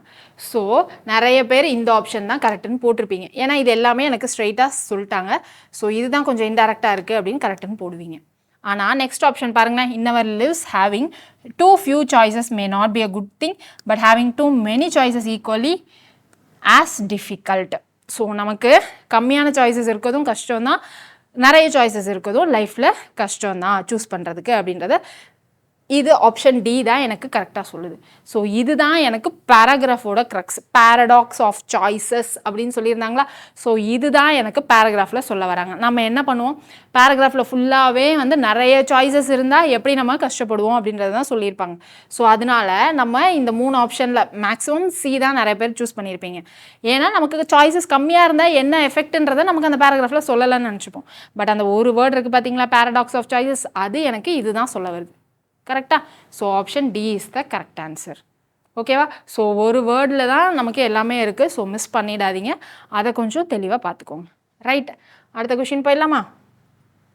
அடுத்தது பாருங்கள், household finances in India is unique. We have a tendency to invest heavily in physical assets such as gold and property. Okay, steps to encourage the financialization of savings are critical. A populace accustomed to traditional process will not be simply jump into financialization. Hurdles to change include onerous bureaucracy, skepticism of organized financial institution, a lack of basic information, which of the myriad services and providers is best for each family, and how one can make the transition between them if necessary அப்படின்னு சொல்லியிருக்காங்க. So ஒன்றும் இல்லை, house hold நார்மலாக வீட்டில் நம்ம எப்படி சேமிச்சு வைப்போம், நார்மலாக ப்ராப்பர்ட்டி வாங்குவோம் இல்லைனா கோல்டு வாங்குவோம், அதுதான் ஃபர்ஸ்ட் ஆஃபில் சொல்லியிருக்காங்க. ஸோ அப்படி பண்ணுறவங்கள அது நம்ம கவர்மெண்ட்டுக்கு யூஸ்ஃபுல்லாக இருக்கிற மாதிரி ஏதாவது ஒரு இதில் போய் ஏதாவது ஒரு இந்த மியூச்சுவல் ஃபண்ட்ஸ் அந்த மாதிரி நிறைய சொல்லுவாங்க இல்லையா, ஸோ அதில் போய் நம்ம ஃபினான்ஷியலைசேஷனாக நம்ம யூஸ் பண்ண வைக்கிறதுக்கு பண்ண முடியுமா, அது என்ன steps to encourage to do that financialisation அப்படின்னு சொல்லியிருக்காங்க. ஸோ அப்படியே இருந்தாலும் ட்ரெடிஷ்னல் ப்ராசஸை விட்டுட்டு இந்த மாதிரி ஃபினான்ஷியலைசேஷனுக்கு ஜம்ப் பண்ணுறது கஷ்டம். எதனால் கஷ்டம் அப்படின்றதுக்கு ஒரு சில ஹேர்டில்ஸ் கொடுத்துருக்காங்க. ரைட்டா? ஸோ இவ்வளோ தான் நமக்கு இதோடைய ஜிஸ்ட். எனது நார்மல் சேவிங்ஸ் அசட் வாங்குறது, கோல்டு வாங்குறது இல்லாமல் கவர்மெண்ட்டுக்கு யூஸ் ஆகுற மாதிரி நம்ம ஃபினான்ஷியலாக ஜம்ப் ஆகக்கூடிய ஒரு சில மெத்தட்ஸ்லாம் இருக்குது. ஸோ அந்த மெத்தடுக்கு நார்மலாக இருக்கிற பீப்புளை எப்படி கன்வெர்ட் பண்ணுறது, எதனால் ஹேர்டில்ஸ்லாம் இருக்குது, என்னென்ன ஹேர்டில்ஸ்லாம் இருக்குது அப்படின்றத சொல்லியிருக்காங்க. என்னது ஆனரஸ் பியூரோக்ரஸி, அதாவது strict government policy, scepticism of organised financial institution, அதாவது ஏதாவது சிட் ஃபண்ட் அது மாதிரிலாம் இருந்தால் இல்லை ஷேர் மார்க்கெட் அதெல்லாம் நம்புற மாதிரி இருக்காது. அது லேக் ஆஃப் பேசிக் இன்ஃபர்மேஷன், ஒரு புதுசாக ஒரு மானிட்டர் ஏஜென்சி வந்திருக்கு அப்படின்னா அதனுடைய பேசிக் ஏஜென்சியோடைய ரூல்ஸ் என்ன அதெல்லாம் நமக்கு தெரிஞ்சிருக்காது, அதை யார்கிட்ட போய் எங்கே போய் கேட்கணும்னு தெரிஞ்சிருக்காது. ஸோ இதெல்லாம் தான் அந்த ஹேர்டில்ஸ் அப்படின்ற மாதிரி சொல்லியிருக்காங்க. ரைட்டா? ஸோ இப்போது கொஷின்குள்ளே போயிடலாமா? கொஷின் என்ன கேட்டிருக்காங்க பாருங்கள். Regarding the financialisation of household savings, which of the following statement best effect the solution that are implied by the passage. Solution அதாவது அவங்க நார்மலாக ப்ராப்பர்ட்டிஸ் கோல்டு வாங்குறது இல்லாமல் வேறு ஃபினான்ஷியலைசேஷனுக்கு அவங்கள எப்படி கன்வெர்ட் பண்ணலாம் அப்படின்றதுக்கு பேசேஜ்லேயே என்ன சொல்யூஷன் கொடுத்துருக்காங்கன்னு தான் கேட்டிருக்காங்க. A flexible environment is needed to develop solution. ஆமாம், ஏன்னா அவங்க பியூரோக்ரஸின்னு சொல்லியிருந்தாங்க இல்லையா, அங்கே ஸ்ட்ரிக்ட்னு மீன் பண்ணுறாங்க. ஸோ ஃப்ளெக்சிபிள் தேவை அப்படின்னு நம்ம சொல்லிக்கலாம். அடுத்து household need customised solution, அதாவது அவங்க ஈஸியாக புரிஞ்சுக்கிற மாதிரி சின்னதாக கஸ்டமைஸ்டாக வேணும், ரொம்ப லென்த்தியாவோ இல்லை வந்து அப்ஸ் அண்ட் டவுன்ஸ் நிறையா இருந்தாலோ ஸோ அது வந்து அவங்களுக்கு புரியாது. ஸோ நீட் கஸ்டமைஸ்டு சொல்யூஷன்றது கரெக்டு. அடுத்து innovations in financial technologies are required. So ஜென்ரலாகவே நமக்கு வந்து ஃபினான்ஷியல் டிரான்சிஷனில் இனோவேஷன் இருந்துச்சு, அதை நம்மளால் புரிய வைக்க முடிஞ்சிச்சு அப்படின்னா அது ஒரு சொல்யூஷனாக இருக்கும். ஸோ தேர்டுன்னு சொல்லலாம். So select the correct answer using the code given below. நமக்கு 1, 2 and 3. So option D. இந்த மூணுமே நம்ம சொல்யூஷனாக எடுத்துக்கலாம். ஏன்னா இந்த 3 ஹேர்டில்ஸும் தான் நமக்கு இங்கே சொல்லியிருந்தாங்க. என்னது? Onerous bureaucracy, scepticism of organised financial institution, lack of basic information. அங்கே டேர்ம்ஸ் நமக்கு புரியாத மாதிரி கொடுத்துருந்தாங்க, இங்கே நமக்கு அதை புரிகிற மாதிரி மாற்றி கொடுத்துருக்காங்க. அவ்வளோதான்.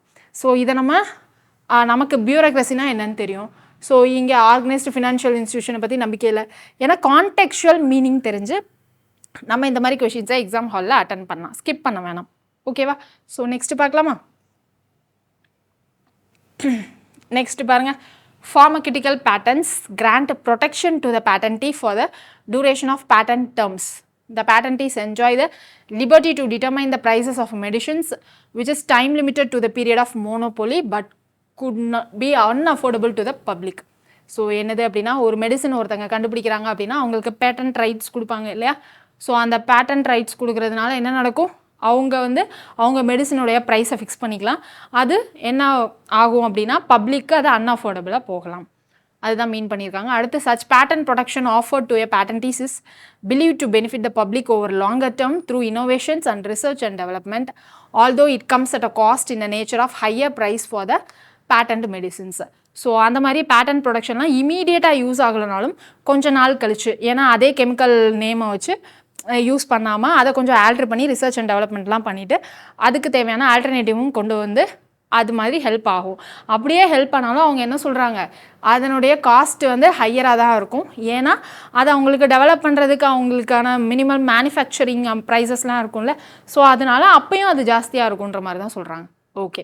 The patent regime and price protection, though a legally a validated high price for the medicine, during the currency of the patent, provide the patentee with a legitimate mechanism to get returns on the cost of incurred in innovation and research. ஓகேவா? என்னதான் வந்து நமக்கு ஒரு medicine minimal ப்ரைஸில் தான் கொடுக்கணும் அப்படின்ற மாதிரி ரூல்ஸ் அண்ட் லாஸே இருந்தாலும் அவங்க மேனுஃபேக்சர் பண்ணுறதுக்கான அந்த அமௌண்ட் இருக்கு இல்லையா, ஸோ அது போய் சேரணும் இல்லையா, ஸோ அதை வந்து அவங்க கன்ஃபார்ம் பண்ணிட்டு தான் அதனுடைய ப்ரைஸை ஃபிக்ஸ் பண்ணுவாங்க, ரைட்டு. ஸோ அதுவும் அவங்க இம்பார்ட்டண்ட்டாக ஃபிக்ஸ் பண்ணுவாங்க அப்படின்னு சொல்கிறாங்க. ஸோ ஜென்ரலாக அவங்க என்ன சொல்ல வராங்க, இனிஷியலாக ஒரு நியூ மெடிசின் வருது அப்படின்னா அது மேபி ஹையராக தான் இருக்கும் ஸ்டார்டிங்கில். எது வரைக்கும் அந்த மாதிரி ஹையராக இருக்கும் அப்படின்னா அவங்க மேனுஃபேக்சரிங்கு தேவைப்படுற அந்த அமௌண்ட்டையும் அவங்க எஃபர்ட் ரிசர்ச் அண்ட் டெவலப்மெண்ட்டுக்கு அவங்க வந்து இனிஷியலாகவே அந்த மெடிசன் கண்டுபிடிச்சிருக்க மாட்டாங்க. அதுக்கு முன்னாடி நிறைய ட்ரையல் அண்ட் எரர் போயிருக்கும் இல்லையா, ஸோ அது எல்லாத்தையும் பேஸ் பண்ணி மைண்டில் வச்சு அதுக்கான எக்ஸ்ட்ரா காஸ்ட் இருக்க தான் செய்யும். கொஞ்சம் நாளைக்கு அப்புறம் தான் என்ன ஆகும் அப்படின்னா அந்த ப்ரைஸ் வந்து லோ ஆகிறதுக்கான சான்சஸ் இருக்குது அப்படின்ற மாதிரி சொல்கிறாங்க. இதுதான் இந்த பேராகிராஃபுடைய ஜிஸ்ட்டு. ஸோ இங்கே என்ன சொல்லியிருக்காங்க, என்ன கொஷின் கேட்டிருக்காங்க, based on the above passage the following assumptions have been made. என்ன assumptions? Patent protection given to patentees puts a huge burden on public's purchasing power in accessing patented medicines, right. நமக்கு government இல்லாமல் வேறு யாராவது புதுசாக ஒரு product எடுத்துகிட்டு வராங்க அப்படின்னா அந்த பேட்டன்ட் அந்த மெடிசன் கரெக்டாக என்னென்ன அக்சஸ் பண்ணுறதுக்கே கொஞ்சம் டைம் ஆகும். அது வந்து huge burden on public purchasing power அப்படின்னு சொல்லியிருக்காங்க. ஸோ இனிஷியலாக அந்த பர்ச்சேசிங் பவர் பர்டன் இருக்க தான் செய்யும். ஸோ அது அசம்ஷன் தான், கரெக்ட் தான். ஸோ அடுத்தது பாருங்கள், dependence on other countries for pharmaceutical product is a huge burden for developing and poor countries. So நமக்கு இங்கே ஆப்ஷனில் எங்கேயாவது நமக்கு கண்ட்ரீஸ் பற்றி பேசியிருந்தாங்களான்னு சொல்லுங்கள். எங்கேயுமே நமக்கு கண்ட்ரீஸ் கம்பேரிசன் இல்லவே இல்லை. அந்த இனிஷியலாக அந்த என்ன சொல்கிறது அமௌண்ட்டு ஜாஸ்தியாக இருக்கும் அப்படின்ற மாதிரி தான் நமக்கு பேசியிருந்தாங்க இல்லையா. ஸோ அதனால் கண்ட்ரீஸ் பற்றி பேசலை, இது ஸ்பெசிஃபைடாக இருக்குது. ஸோ அதனால நமக்கு இந்த ஆப்ஷன் கிடையாது. அடுத்தது பாருங்கள், providing medicines to the public at affordable prices is a key goal during the public health policy design in many countries. So many கண்ட்ரீஸில் அஃபோர்டபுள் ப்ரைஸஸை மெடிசனுக்கு போய் சேர்கிற மாதிரி, பப்ளிக்கு போய் சேர்கிற மாதிரி பாலிசி மெயின்டைன் பண்ணணுன்றது நிறைய கேசஸில் இருக்குது. அப்படின்றது நம்ம எடுத்துக்கலாமா எடுத்துக்கூடாதா அப்படின்னா நமக்கு பேசேஜில் ஃபுல்லாகவே அது கரெக்டு தான், எனக்கு அவுட் ஆஃப் த பேசேஜில் அது கரெக்டு தான் அந்த இது. பட் ஆனால் அதை நான் அசியூம் பண்ணிக்க முடியுமா யூஸிங் தட் பேசேஜ் அலோன்? அது கஷ்டம். ஏன்னா எனக்கு பேசேஜில் ஃபுல்லாகவே என்ன சொல்ல வராங்க, அது ஒரு பேட்டன்ட்டியாக இருந்தாலும், அதாவது தனி மனிதன் அதுக்கு பேட்டன்ட் ரைட்ஸ் வாங்கியிருந்தாலும் இல்லை கவர்மெண்ட்டே ரிசர்ச் அண்ட் டெவலப்மெண்ட்லாம் வச்சு வேறு நேமில் எனக்கு கொடுத்தாலுமே ஸ்டார்டிங்கில் அந்த ட்ரையல் அண்ட் எரர் ப்ராசஸுக்கு எனக்கு ஆகக்கூடிய செலவை நான் என்ன பண்ணுவேன், ஃபஸ்ட்டு அந்த மெடிசனை விற்கிறப்போ அதை நான் ஃபஸ்ட்டு எடுத்துகிட்டு அப்புறம் தான் சர்டன் பீரியட் ஆஃப் டைமுக்கு அப்புறம் தான் என்னால் குறைச்சி கொடுக்க முடியும் இல்லையா. ஸோ இனிஷியலாக ஹையாக தான் இருக்குன்றது தான் எனக்கு அந்த பேசேஜில் திரும்ப சொல்லிட்டு இருந்தாங்க. ஸோ இது எனக்கு அவுட் ஆஃப் பேசேஜ், இது எனக்கு கரெக்டான அசம்ஷன் தான். பட் எனக்கு இந்த பேசேஜை பொறுத்த வரைக்கும் இது கரெக்டு கிடையாது, ஹையாக தான் இருக்கும் அப்படின்றத தான் சொல்லியிருக்காங்க. அது அஃபோர்டபுளாக இருக்கும் அப்படின்றது எனக்கு எங்கேயுமே சொல்லலை. ஸோ அதனால் தேர்ட் ஒன் கிடையாது. அடுத்தது பாருங்கள், government needs to find an appropriate balance between the rights of patentees and the requirement of patients அப்படின்னு சொல்லியிருக்காங்க. ஸோ இங்கே government needs to find an appropriate balance, பேட்டன்டீஸ்க்கும் ப்ளஸ் பேஷண்ட்டோடைய ரெக்குயர்மெண்ட்டையும் அப்ராப்ரியேட் பேலன்ஸ் மெயின்டைன் பண்ணணும் அப்படின்னு சொல்லியிருக்காங்க. இதை நம்ம அசம்ஷனாக எடுத்துக்கலாம். ஏன்னா அவங்க எல்லாமே என்ன சொல்லியிருந்தாங்க, ஹை ப்ரைஸ்க்கு இனிஷியலாக இருக்க தான் செய்யும் அப்படின்னு சொல்லியிருந்தாங்க. ப்ளஸ் அதே நேரம் என்ன பண்ணணும் அப்படின்னா அது அஃபோர்டபுளாக இல்லாலும் பேர்டனாக இருந்தாலுமே பட் இனிஷியலாக அது ரெக்குயர்மெண்ட்டாக இருந்துச்சு அப்படின்னா கண்டிப்பாக வாங்குவாங்க இல்லையா. ஸோ அதை வந்து ஒரு பேலன்ஸ் பண்ணுறதுக்கு கவர்மெண்ட்டோட வேலை அப்படின்னு சொல்லியிருக்காங்க. ஸோ அதுவும் ஒன் ஆஃப் த அசம்ஷனாக இருக்கலாம். ஸோ 2 and 3 இல்லைனாலே நமக்கு இந்த 2 ஆப்ஷன் போயிடும் இல்லையா, 3 ஆப்ஷனுமே போயிடும். ஸோ ஆப்வியஸாக ஆப்ஷன் பி அப்படின்னு போட்டுடலாம், கரெக்ட். ஸோ அடுத்த கொஸ்டின் போயிடலாமா? அடுத்தது பாருங்கள் என்ன கொடுத்துருக்காங்கன்னு. India should ensure the growth of digital economy while keeping personal data of citizens secure and protected. No one will innovate in a surveillance-oriented environment or in a place where an individual personal information is compromised. Ultimate control of data must reside with the individuals who generate it. They should be enabled to use, restrict or monetize it. Okay, monetize it as they wish. Therefore, data protection laws should enable the right kind of innovation, one that is user-centric and privacy protecting. So என்ன சொல்கிறாங்க, இப்போல்லாம் வந்து digital India, digital economy அதெல்லாம் சொல்லிட்டு இருக்காங்க இல்லையா. So அந்த மாதிரி இருக்கிறதுப்போ பர்சன்ஸ் ஐ மீன் நார்மல் பப்ளிக்ஸ் ஏன் பயப்படுறாங்க அப்படின்னா, அவங்களுடைய டேட்டாஸ் வந்து எங்கே வெளியில் போயிடுமோ அப்படின்றதுனால. ஸோ அதனால இங்கே என்ன சொல்கிறாங்க, டேட்டா ப்ரொடெக்ஷன் லாஸ் வச்சு நம்ம என்ன பண்ணணும் அப்படின்னா, அவங்களுடைய டேட்டாஸை நம்ம வந்து சீக்ரெட்டாக வச்சுருக்கணும் அப்படின்ற மாதிரி சொல்கிறாங்க. Ultimate control of data must be reside with the individuals who generate. யார் ஜென்ரேட் பண்ணுறாங்களோ அவங்களால மட்டும் அக்சஸ் பண்ணுற மாதிரி தான் இருக்கணும், அவங்களால மட்டும் மானிட்டைஸ் பண்ணுற மாதிரி இருக்கணும், அவங்களே யார் பார்க்கலாம் பார்க்கக்கூடாதுன்னு ரெஸ்ட்ரிக்ட் பண்ணுற மாதிரி இருக்கணும் அப்படின்ற மாதிரி சொல்லியிருக்காங்க. ஸோ எப்பயுமே வந்து நம்ம டிஜிட்டல் எக்கனாமியை இம்ப்ரூவ் பண்ணணும் அப்படின்னா இந்த ப்ரைவசி வந்து மேஜர் ரோல் அப்படின்னு சொல்லியிருக்காங்க. ஸோ இப்போ கொஷின் பாருங்கள் என்ன கேட்டிருக்காங்க. Based on the above passage the following assumptions have been made. Protection of privacy is not just a right but it has a value to the economy அப்படின்னு சொல்லியிருக்காங்க. So ப்ரைவசின்றது நமக்கு ரைட் மட்டும் கிடையாது, but it has a value to the economy. So இப்போது அந்த ப்ரைவசியை நம்ம வந்து சேஃப்கார்ட் பண்ணுறோம் அப்படின்னு சொல்லிட்டு என்ன பண்ணுவாங்க, எல்லாருமே டிஜிட்டலாக என்ரோல் பண்ண ஆரம்பிச்சிருவாங்க. So it will lead to growth of economy, digital economy இல்லையா. ஸோ அதுதான் இங்கே சொல்லியிருக்காங்க. Not just a rise but it has a value to the economy, indirect relation. So அதை நம்ம அசியூம் பண்ணிக்கலாம் தான். அடுத்தது பாருங்கள், there is a fundamental link between privacy and innovation. Correct. So innovation வந்து நமக்கு ஜாஸ்தியாக நம்ம பண்ணிகிட்டே இருக்கோம், இனோவேட் பண்ணி ஏதாவது ஒன்று புதுசாக கண்டுபிடிச்சிட்டு இருக்கோம் அப்படின்னா அது நமக்கு ப்ரைவசி அஃபெக்ட் ஆகாத மாதிரி நம்ம ரெண்டையும் கோரிலேட் பண்ணி கண்டுபிடிக்கணும் இல்லையா. ஸோ அதை தான் அவங்க ஒரு பேசிக் லிங்க் அப்படின்ற மாதிரி சொல்லியிருக்காங்க. ஸோ இதுவும் ஒன் ஆஃப் த அசம்ஷன் தான். ஸோ போத் 1 and 2 தான் நம்மளுடைய ஆன்சர். ஓகே, நெக்ஸ்ட் கொஷின் பார்க்கலாமா. நெக்ஸ்ட் பாருங்கள், நெக்ஸ்ட்டு நமக்கு குவான்ஸ் இருக்குது, 70th மேலே நமக்கு இருக்கும்னு நினைக்கிறேன். ஓகே, இங்கே இருக்குது. In India while the unemployment rate is a frequently used measure of poor performance of the economy, under condition of rising school and college enrollment, it paints an inaccurate picture. The reported unemployment rate is dominated by the experience of the younger Indians who face higher employment challenges and exhibit greater willingness to wait for the right job than their old peers. The unemployment challenge is greater for people with secondary or higher education, and rising education levels inflate unemployment challenges அப்படின்னு சொல்கிறாங்க. நமக்கு என்ன சொல்கிறாங்க, இந்தியாவில் unemployment rate என்ன சொல்ல வருது, poor performance of the economy. நம்மளுடைய இந்தியாவுடைய எக்கானமி பூவராக இருக்கிறது காரணம் அன்எம்ப்ளாய்மெண்ட் ரேட்டு ஜாஸ்தியாக இருக்குது. அன்எம்ப்ளாய்மெண்ட் ரேட்டு எதுக்கு ஜாஸ்தியாக இருக்குது அப்படின்னா, நிறைய பேர் நிறைய படிச்சுட்டு ரைட் ஜாபுக்கு தான் போவேன், நான் இவ்வளோ படிச்சிருக்கேன் இந்த ஜாபுக்கு தான் போவேன் அப்படின்னு வெயிட் பண்ணிகிட்டு இருக்கிறதுனால லேட் ஆகுது அப்படின்னு சொல்லிட்டு எக்ஸ்ட்ரா கண்டிஷன்ஸ் எல்லாமே வந்து கொடுத்துருக்காங்க. முன்னாடிலாம் அப்படி கிடையாது, கிடைச்ச வேலையை செய்வாங்க. ஆனால் இப்போ வந்து படிக்கிற ஸ்டூடெண்ட்ஸ் என்ன பண்ணுறாங்க, நான் இது படிச்சிருக்கேன் இந்த வேலைக்கு தான் போவேன் அப்படின்னு ஆஸ்பயர்டாக முன்னாடியே ஃபிக்ஸ் பண்ணிகிட்டு இருக்காங்க இல்லையா. ஸோ அதனால் நமக்கு அன்எம்ப்ளாய்மெண்ட் இன்க்ரீஸ் ஆகுது அப்படின்னு சொல்கிறாங்க. இந்த அன்எம்ப்ளாய்மெண்ட் எந்த ஸ்டேஜில், அதாவது எவ்வளோ படித்தவங்களுக்கு அந்த மாதிரி இருக்காங்க அப்படின்னா, secondary R higher level education படித்தவங்க அந்த மாதிரி இருக்காங்க அப்படின்னு சொல்கிறாங்க. ஸோ இப்போது என்ன நடக்குது நம்ம கண்ட்ரியில், எஜுகேஷன் லெவல் இம்ப்ரூவ் ஆகிட்டே இருக்குது, நிறைய பேர் நிறைய படிக்கிறாங்க. It still leads to increased unemployment தான், இன்ஃப்ளேஷன் ஆஃப் அன்எம்ப்ளாய்மெண்ட் தான் அப்படின்னு இங்கே சொல்கிறாங்க. ரைட்டா. ஸோ கொஷின் பார்க்கலாமா என்ன கேட்டிருக்காங்கன்னு. Which one of the following statement most likely reflects as to what the author of the passage intends to say. Okay, பேசேஜில் அந்த ஆத்தர் என்ன சொல்ல வராரு, என்ன இம்ப்ளை பண்ணுறாரு அதான் கேட்குறாங்க. Enrollment in schools and colleges is high but there is no quality education. So quality education இல்லாததுனால தான் அங்கே அன்எம்ப்ளாய்மெண்ட் நடக்குதுன்னு சொல்ல வராங்களா? இல்லை, நமக்கு குவாலிட்டி எஜுகேஷன் பற்றி இந்த பேராகிராஃப் பேசலை. ஸோ இந்த ஆப்ஷன் கிடையாது. அடுத்து, unemployment must be seen as a function of rising education and aspirations of Indians. So rising educations, so கம்மியாக படிச்சிருந்தா என்ன பண்ணுவோம், கிடைச்ச வேலை போதும் அப்படின்னு போயிட்டுருப்போம். பட் நம்ம நிறைய படிக்கிறதுனால நம்ம என்ன பண்ணுறோம், ஆஸ்பிரேஷன் ஜாஸ்தி ஆகுது. ஸோ கிடைச்ச ஜாபுக்கு போகாமல் நமக்கு வேணுன்ற ஜாப், நம்ம ட்ரீம் பண்ணுற ஜாபுக்கு தான் போவோம் அப்படின்னு வெயிட் பண்ணுறோம். So unemployment is a function of rising education and aspiration of young Indians. கரெக்டான மெசேஜ் தான். பட் ஸ்டில் நம்ம இன்னும் 2 ஆப்ஷன் செக் பண்ணி பார்த்துருவோம். அதை எலிமினேட் பண்ணுறதுக்கான ரீசன் இருந்துச்சு அப்படின்னா நமக்கு ஆப்ஷன் பி தான் கரெக்ட். ஓகேவா.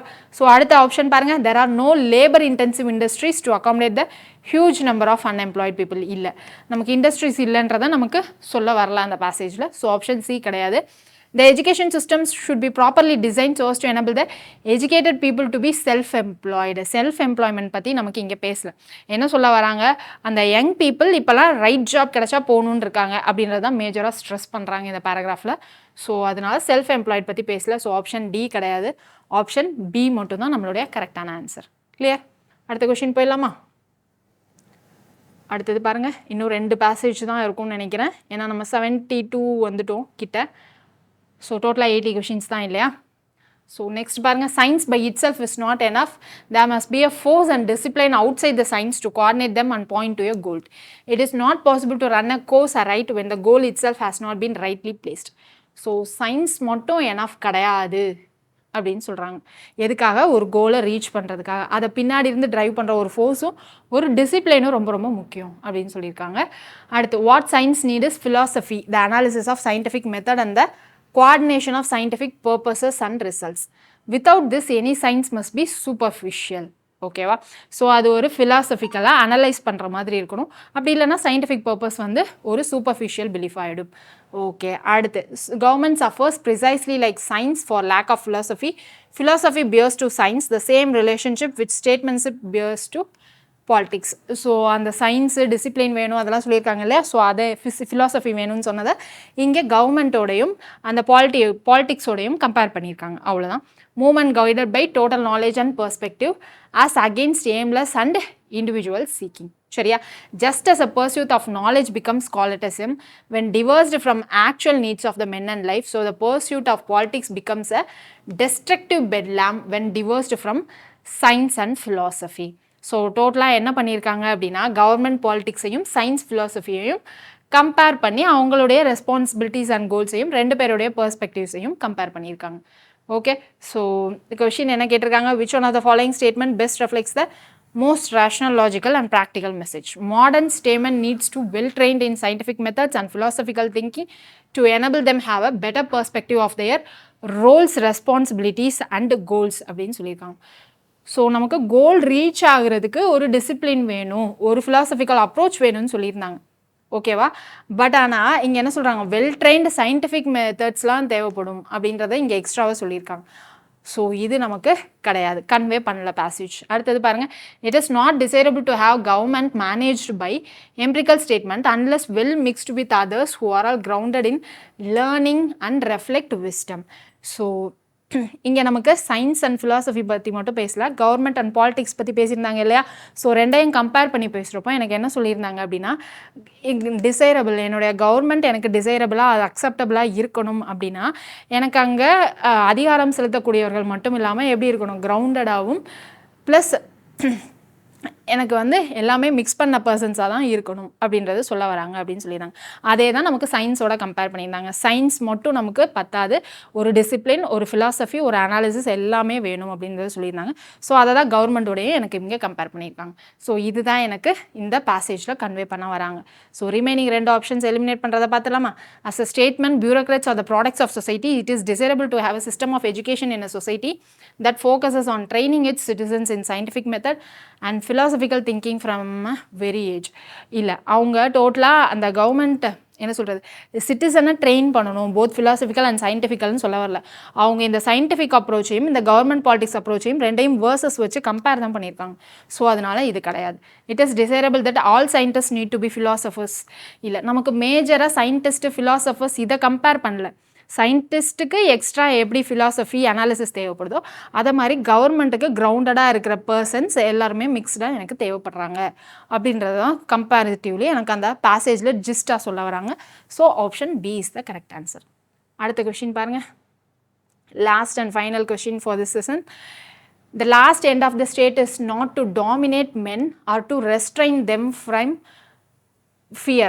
Rather, it is so to free each man from fear that he may live and act with full security and without injury to himself or his neighbor. So, last end of the state na ஒரு ஸ்டேட்டுடைய last கடமை என்ன அப்படின்னா, மென்னை dominate பண்ணுறதுக்கோ இல்லை மென்னை வந்து அப்படியே வந்து restrain பண்ணி வைக்கிறதுக்கோ, ஏதோ ஒரு பயத்தினால ரெஸ்ட்ரெயின் பண்ணி வைக்கிறதோ கிடையாது அப்படின்றத சொல்லியிருக்காங்க. So, free from fear that he may live or act with full security. The end of the state, I repeat, is not to make rational beings into brute beast and machines. So எனக்கு நான் அந்த மென்னை restrain from fear பண்ணுறதுனால நான் அவங்கள வந்து பீஸ்டாவோ இல்லை மிஷினாவோ மாற்ற வரல. It is to enable their bodies and their mind to function safely. அவங்க வந்து சேஃபாக ஃபீல் பண்ணுறதுக்காக தான் நான் அவங்கள ஃபியர்லேருந்து ரெஸ்ட்ரெயின் பண்ணணும் அப்படின்னு காப்பாற்றணும்னு நினைக்கிறேன் அப்படின்ற மாதிரி சொல்கிறாங்க.